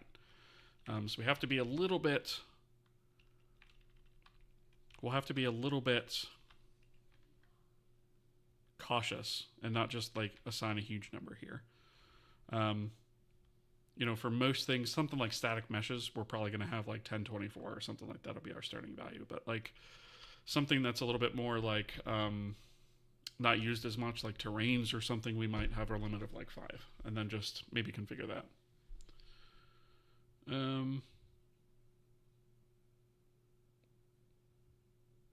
Let's see. You know you're on the right path when you can mass delete stuff. Yeah, exactly. We're trying to eliminate so much repeated logic out of here. And to be fair, the scene stuff was written before a lot of these other systems existed. So when you're loading a scene, would you know up front how many things there are so you can at least assume a minimum pool size? So that's the rub, right? Is first of all, technically speaking, you could have more than one scene loaded. Second, the handler is created far before any scene is actually loaded. So we wouldn't know either of those things, right? And the reason I say we could have more than one scene is because we may have, I don't know, something like let's say we have the game world being displayed and then we've got some sort of UI that's got like a 3D object spinning in it or something. That's technically going to be another scene. So, yeah. Then I guess you could increase that by some heuristic to account for dynamic objects. Yeah. Might have level streaming for large worlds too. Yeah, level streaming or asset streaming, I guess you could call it, or resource streaming, I guess is what I would call it, would be something that I would do. This game isn't going to require any of that stuff, so I'm not going to worry about it. But like, when we go to create an open world-esque game with this, we are going to have to make those concessions. But I don't want to start off with that, right? I just want to make sure that what we have works, essentially. All right. So I'm going to go with this for now. So what we're going to do is when we set this up, we're going to have a element pool max, and we'll set up the attachments pool. So whenever we register the handler, that I think is going to be the point at which we do that. So when we go here to the right here,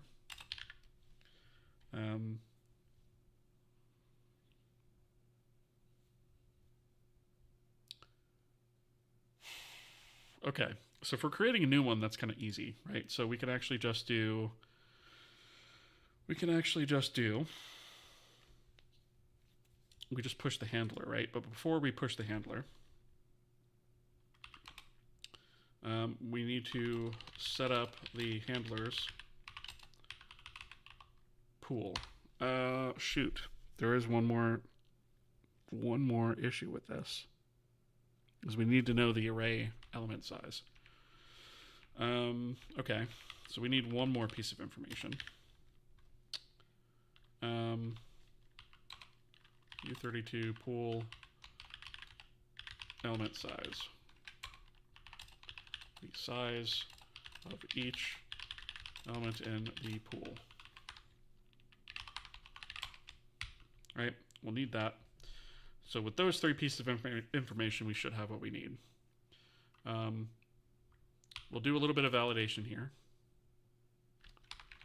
In fact, we can actually do it up here at the top before we do anything else. So we can say if not handler pool element size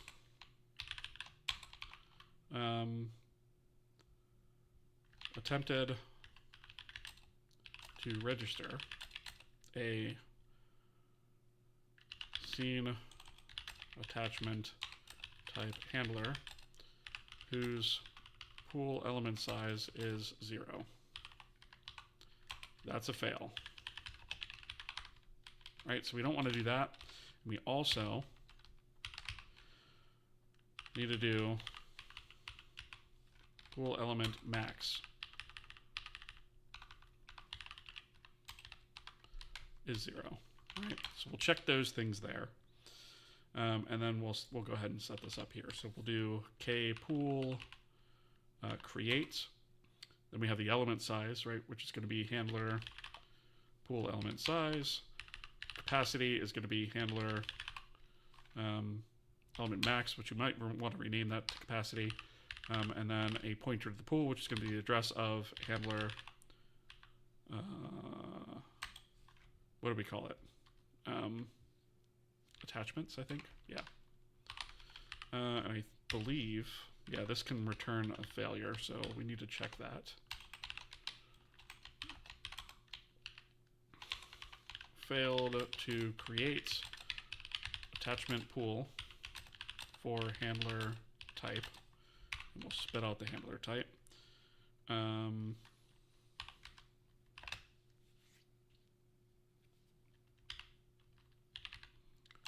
Okay, name string get handler type name, return false. Yep, okay, that makes sense. So we'll set up the pool there. That way we don't have to do that in each individual handler, because that's kind of dumb. And then actually, when we go to shut down, we should probably like free that, I guess, right? So before we darray destroy, I guess we'll have to do U32 handler counts equals darray length state handlers, and then just boomer loop our way through that.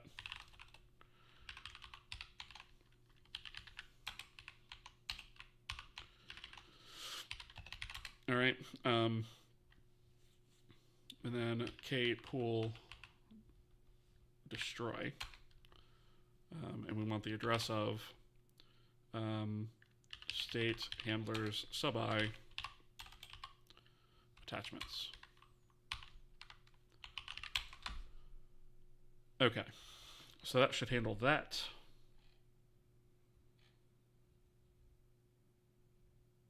That should be about it.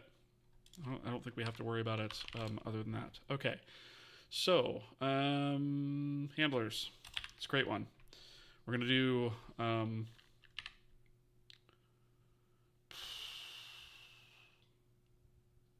I'm just going to say static mesh. Actually, let's do casing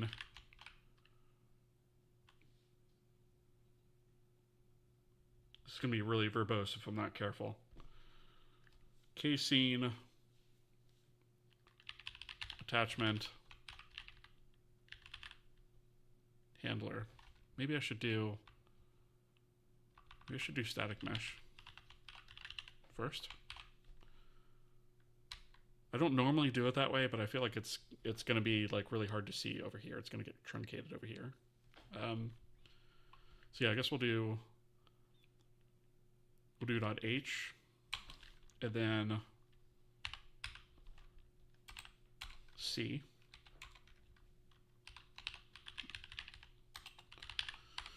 And we'll just do that for now, and then we'll come in here to, I guess I'll also include defines for now. Good enough. So we at least have our basic types. And then include static mesh casing attachment handler. And we'll do static, so we'll do B8, static mesh casing attachment handler creates.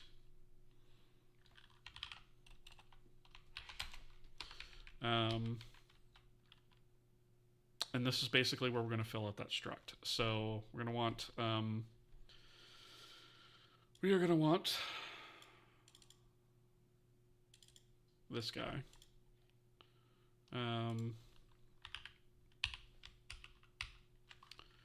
So let's do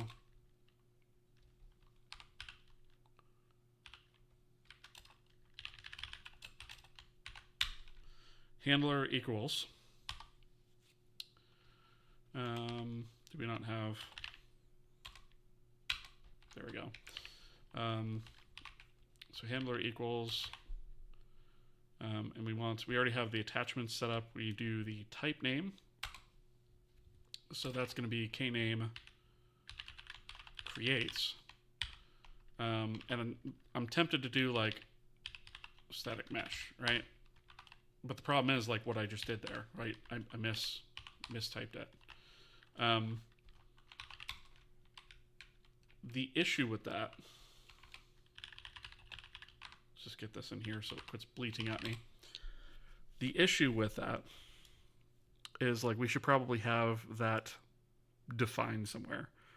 So maybe like on our attachment types, we have some defines. Maybe I'll put them up. Let me put them up here. Define, and we'll do casing attachment type name static mesh, right? We're not, that's really freaking long too. Whatever, it is what it is. Static mesh, right? And so we'll have one of these for each of our known types. And that way when we're in here, we can just use the define.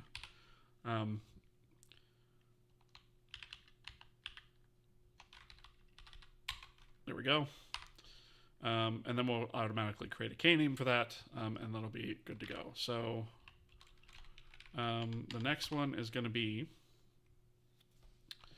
element pool max. I think we said we were going to do 1024 on that one, 1024. Pool element size. So that's going to just be a size of type thing, right? What do we want to call that? I guess K-scene attachment static mesh, right? And this is going to be a internally defined thing, right? So each one of these is going to be internally defined. We're not going to access this anywhere else. So we'll do type def struct K-scene attachment static mesh. Attachment static mesh. There we go. And I guess we could do base, right? We could do K-scene attachment base, right? Which is going to have, you know, these things, right? So we could just say size of that here. And then what else? We need this dots. And then essentially we need to think about, you know, what of these we need to actually set up, which is going to be almost all of them except for the debug ones, because I don't think there's anything, there's no sort of debug geometry we need to render for this, I don't think. So those ones we can leave undefined. So I guess we'll do initialize, right? And then what we'll do, stick 0 there for a second and go to definition on this. I'm actually going to grab these function pointers all the way to here, come back here, and I'm actually just going to slam them in right here. And we're going to convert them from being function pointers to just being regular functions, right? So this is going to be static mesh initialize, and they're going to be internal to this particular file, so I'm not actually even worried about them being like fully qualified names either. We just care about having them defined, right? So load and initialize, right? And so we have those defined there, and we could either, you know, just forward declare these up here and then define them below, or what I'm probably going to do is I'm probably just going to define them actually in this order. So here we'll do initialize equals static mesh initialize. Oops, we don't need the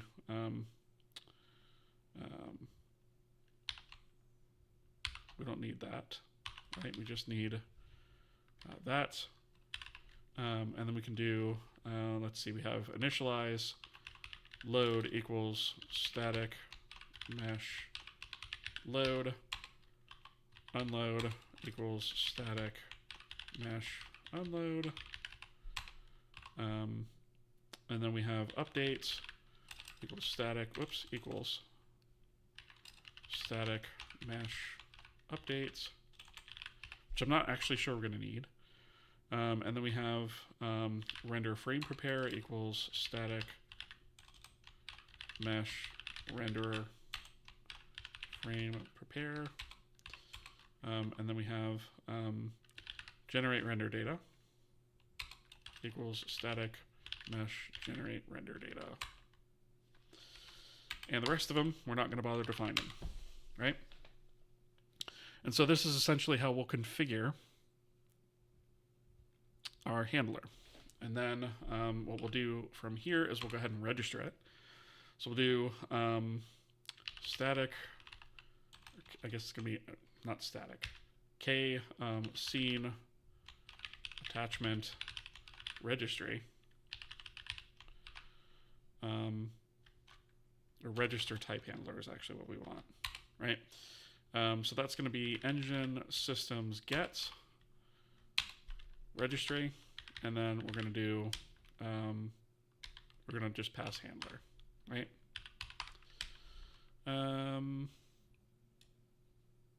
Oh, we're going to have to pass the address of this because that's not a pointer like most of the other stuff.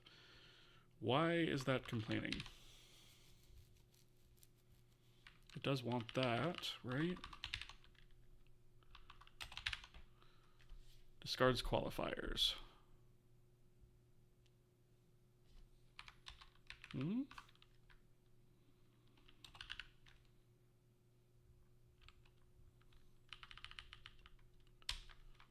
Wait, where did I put a...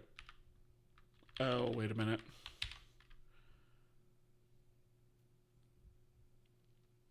That's const, but it's... Oh. Crap. Because it's not a pointer, it's const.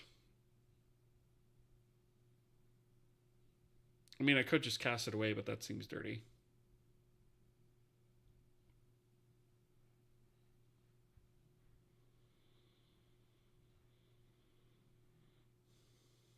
The only other way is to dynamically allocate it, which I suppose I could do. Yeah, let's just do that. Because then it'll kind of behave like the other systems anyways. So let's go here. That'll also allow me to do is go up here, forward declare this.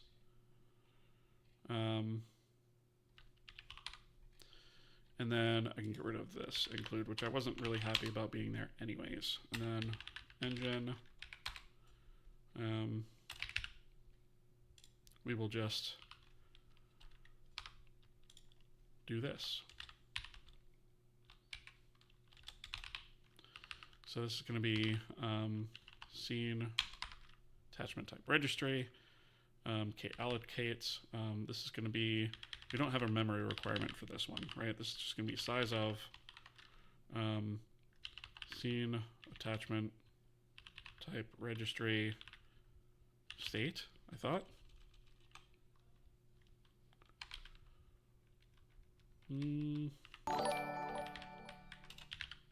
Thank you for the follow. I appreciate that. Can't remember the names. My short-term memory is rubbish. Okay. So we'll just allocate that memory there, and then here we can just do that. Right, and then now in this logic we can just treat that like other systems. Okay, so we go ahead and we register it. I think that can fail, so right, we should probably return that, right? Okay, so that is basically what's going to be required to set up a handler, right? We define some function pointers, or the functions for the function pointers to point to that we want to actually implement, and then obviously we'll have to set those up. So what we'll have to do is find out what's going on for this type within the scene, extract that logic over to here, and then replace the logic that exists in the scene with calls to the registry, passing over the type and so forth. Let's see. Ayushman, how's it going? First time chatter, welcome. Posture check, I appreciate that. Let's see. Fellow Arch user, nice. By the way, what are we doing? So we are working on, well, we're working on a little bit of a refactor of our scene system for our game engine. Because we identified a need by the game to implement custom types. So instead of just having like bespoke logic for a specific type of attachment within a scene, I'm basically just refactoring the way that scene attachments or node attachments are handled in general to all act the same way. So that way they all go through the same code path. And our logic is kind of all taken out of our scene. Because right now, all the logic for all of our attachment types exists in scene. We have these massive arrays of stuff. And we can only handle types that we know about within the scene, which is not great. So we're resolving that now. I was going to put that off, but it's kind of been in the back of my mind for a while. At this point, I expected we're using Arch, by the way. I did throw a by the way in there. Yeah, for the memes. Code Void, have a good one. Let's see. When you're loading a scene, would you know up front how many things there are? Oh, wait, I think I already... Yeah, I scrolled back too far. Let me see. Did not know you could initialize a struct like that. What happens to members you don't designate? They're zeroed. Yep. So it's not really any different than doing this, and then doing h dot whatever, right? It's no different than doing that. And it's something that I kind of avoided doing for a long time just because I was kind of out of practice with it, but it is a C99 thing. So I figured we might as well do it, right?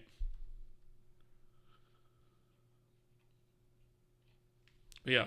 And this makes it a little bit more explicit. And the thing that the advantage of doing it this way over, you could also do it. Actually, I've done this in Vulkan a lot of times. So that is probably where.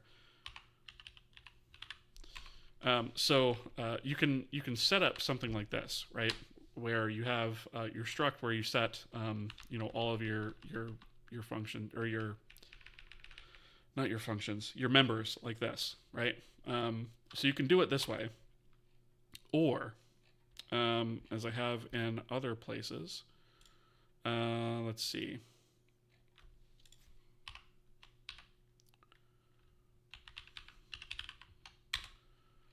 You can do it like this too. You can do a combination of both, right? And I've done this in a lot of places too. So you can initialize it this way. You can actually do all of the struct members this way, as long as they're in the right order. So doing it this way requires that you do it in the right order when you don't specify the member. So I did this a lot just to kind of get the S type out of the way, right? And then it essentially sets everything else to 0. So this is valid. This is kind of a combination of the two, but I feel like this is a little bit cleaner. And I've adopted this very recently, and I feel like this is probably the way forward for me.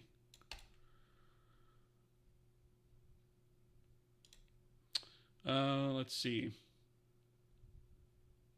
Yeah, it is a pretty useful feature. What did I say? Yeah, for some reason, I think what you meant to type was chill, but you wrote the word chill, which it blocked. The auto mod blocked. But yeah. Why is chat so chill after like 50 views? I don't know. Sometimes chat is super active. Sometimes it's not as much. With the designated names, you don't have to remember the order. Exactly. Yep.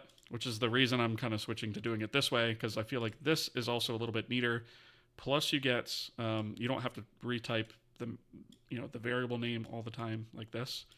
You don't have to remember the order. I just feel like this is probably the way I'm going to go forward. Let's see. Happy weekend.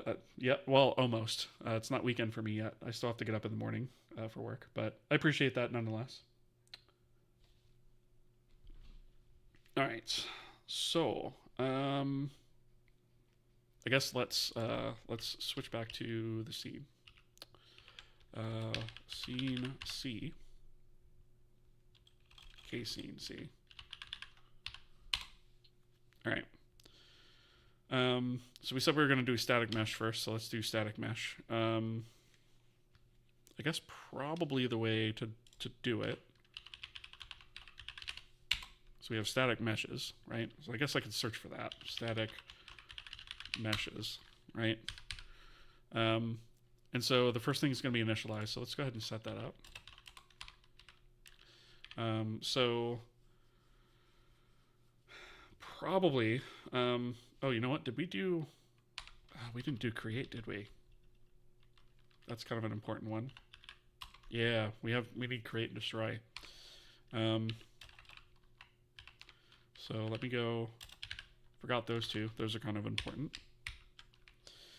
Need to do those first. They don't do all that much, but obviously they're critical, right? So static mesh create and static mesh destroy, right? So let's call that. Oops. All right, and so what we'll do is we'll say if we don't have a handler, which shouldn't ever happen because this is being called by the registry only. We shouldn't ever be calling the handler like ever otherwise, but let's go ahead and check it, I guess, anyways. If not handler, or if not out attachment, right, then return false. I don't feel like we need to at least put error messages at this level. I don't think that's necessary. I suppose we could, but I feel like it's kind of overkill at this level, because the registry should be checking some of this stuff for us before it even gets to this point. All right, so static mesh create. What that needs to do is it needs to reach out to the pool and say, hey, I need a new attachment, right? And then we'll create a handle based off of that and go from there. So we'll do kpool, and we'll do allocate, right? And so this is going to take the address of handler attachments, right? That's the pool. I should probably rename that to attachments pool now that I'm thinking about it. And then we also have an index, right? So we're going to say U32 index, and we're just going to put that here. And let's actually default that to invalid ID, right? Just so that we know if this failed for some reason, we've got something there to work with. So out index is just going to be the address of index. And then this actually returns a void pointer to the memory that's allocated, right? So we'll do, in this case, it's going to be a kscene attachment static mesh pointer, new mesh is what we get back from that, right? And so the nice part about the way that I've set this pool up is what it does is it allocates, gives you the memory, and also gives you a index into that pool. And so the advantage there is our handles deal with indexes, so we can then use that index later on to actually grab an element out of this pool. So at this point, we just have to do a out attachment. Well, actually, I guess we should probably do if not new mesh, return false, right? This will be null if it fails. So we'll check that first, and then otherwise, if we do have one, we'll go ahead and do out attachment equals k handle creates using the index that we just got, right? And then we'll also want to sync the unique ID to this static mesh. So we'll need to store that, which I'm kind of wondering if we should just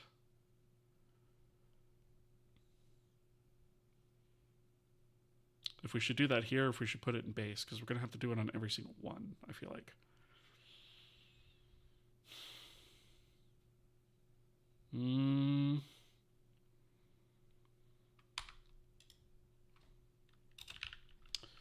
Let's do it here. We already have, no, you know what? We have the handle there. I don't like putting it there. I don't want to put it there. I'm going to put it on the internal thing. So this is going to be U64 unique ID. And this is going to be used along with the, or from the handle. So we're going to say new mesh unique ID is equal to out attachment unique ID. So we sync them up so that our stale checks will actually be correct. This needs to be unique ID dot unique ID, right? Because we have our identifier there. So we get a unique ID for that. We set that up. We set the handle up, creating that based off of this index here. And then we're done. Right? So that's all there is to creation. Pretty much every one of these handlers is going to follow that exact same pattern. And then destroy is going to essentially undo this, right? So if handler and attachment, right? this is a return type void, so obviously it's not going to do anything if we don't have that. So we'll do, we're going to need to do a pristine check on the handle to make sure that it actually matches, right? So we'll also do, and I could combine these ifs, but I feel like that's going to get really long, right? So I'm also going to say here, if k handle is valid, right? So we'll just do attachment.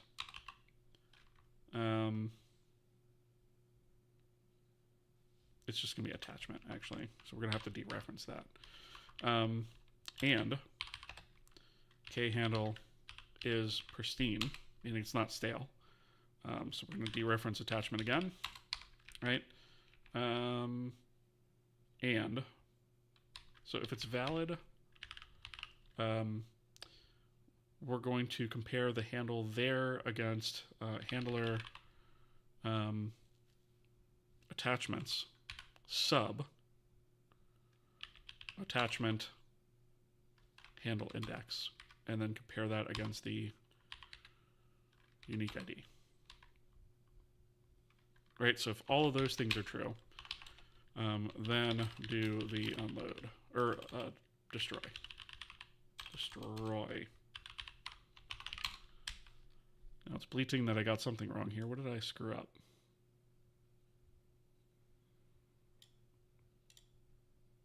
Oh, I might have to...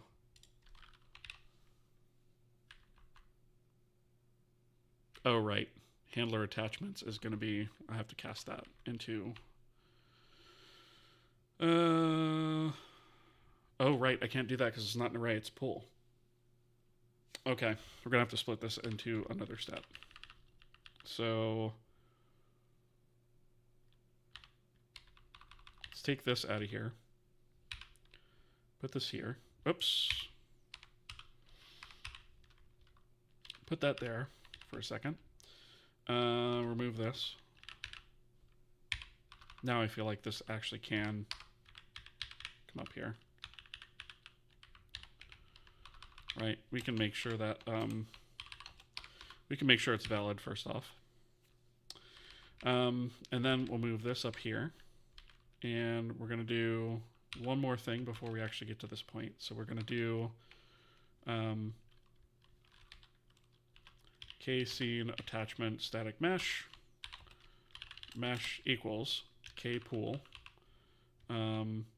get by index, right? We can use that index that we got before within the attachment handle. So we'll say attachment handle index. Whoops. Sorry, that needs to be handler attachments and then attachment handle index, right? And then that's, oh, it wants the address of that. And then we can do here, we can just do mesh unique ID for that check. And then we can do, take this, put it here, right? Okay.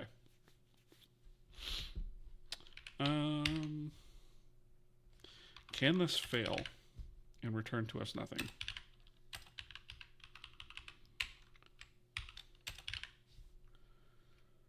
It can.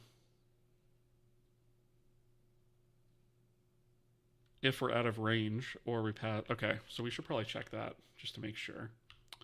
Because otherwise we're going to segfault here. So I guess we'll do if mesh and that, right? We'll just check to make sure that mesh exists. Then we can actually do the destruction, right?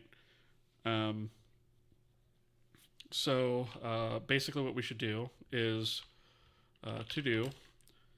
check if loaded and unload first if needed. So I'm going to put that as a to-do because we're running out of time for tonight.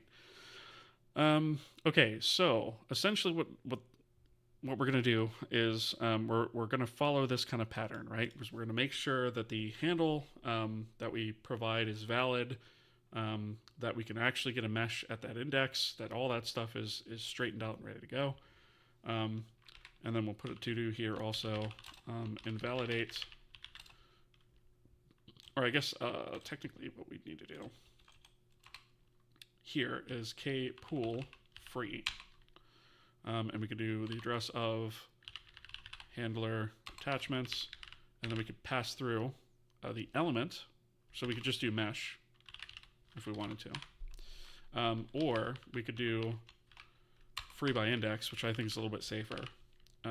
So we'll do attachment handle index, right? So we'll do that. I think that's return type void.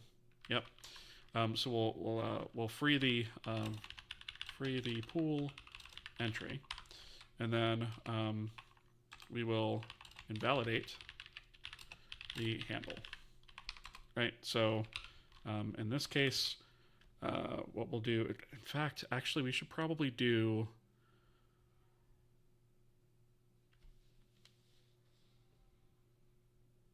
we could probably standardize this and just only do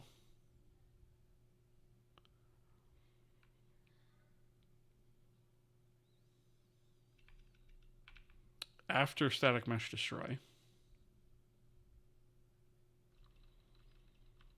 We could do this probably one level up. We could probably do this in the registry. But we'll do it here for now. Move to registry. Right? And then this is actually going to be the same thing. But what we'll do for now is we'll do khandle, invalidate. And that's going to take the address of attachment. I guess it's actually just going to be attachment, right? Because that's already a pointer. So it's just going to invalidate that handle in place.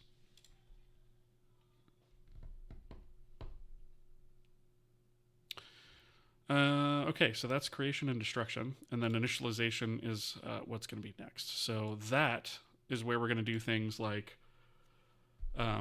getting a static mesh instance and that kind of thing. So like the static mesh instance here, we get that. Then we find this array and stuff push. Like all of this right here is going to go away. We don't have to do any of this stuff anymore. The only thing that we'll have to do is we'll have to maintain this part of it, the scene specific portion. But even like attachment types and stuff like that, that's all going to go away. And in fact, this resource handle stuff, this will actually be moved over here as well. The hierarchy node handle will have to be managed somehow. We'll have to figure that out. And then the attachment type, that'll be going away. And then this will actually be managed over here as well. So really it's going to be very little of this logic that's going to actually be handled here. Yeah, and that's going to be the case for most of it, right? So we're not going to have to do all this stuff, which is awesome.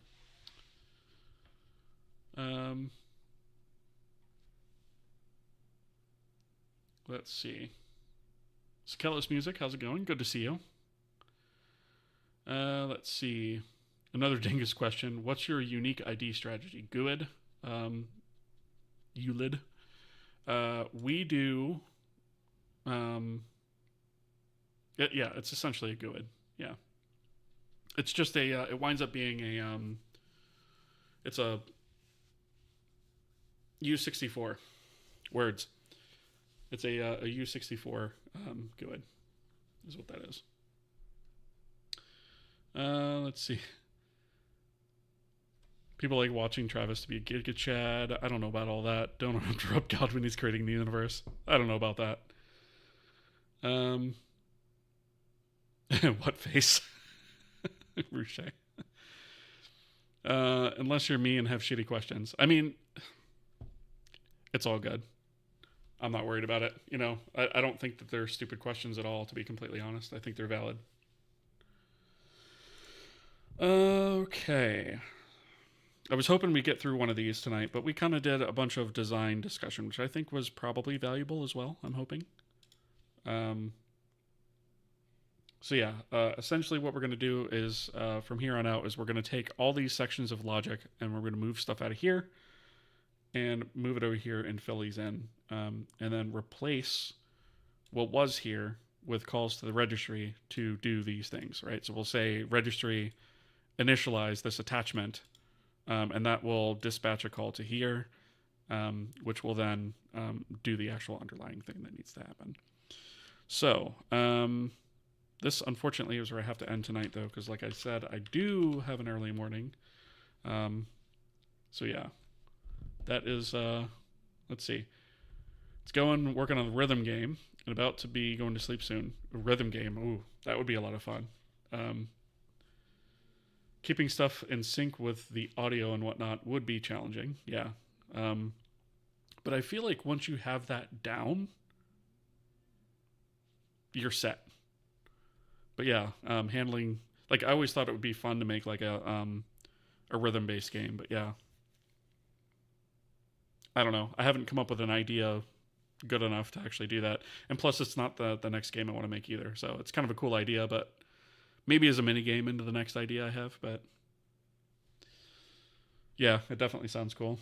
All right, let's see who is out there to raid. And while I do that, if you guys are new here and you haven't already, I would really appreciate a follow, because I am trying to grow the channel and whatnot. So I definitely do appreciate any and all follows, either on the Twitch side or the YouTube side.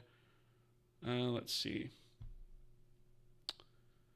Let's have a look at who do we want to raid. Got a few choices tonight, actually. All right, let's do.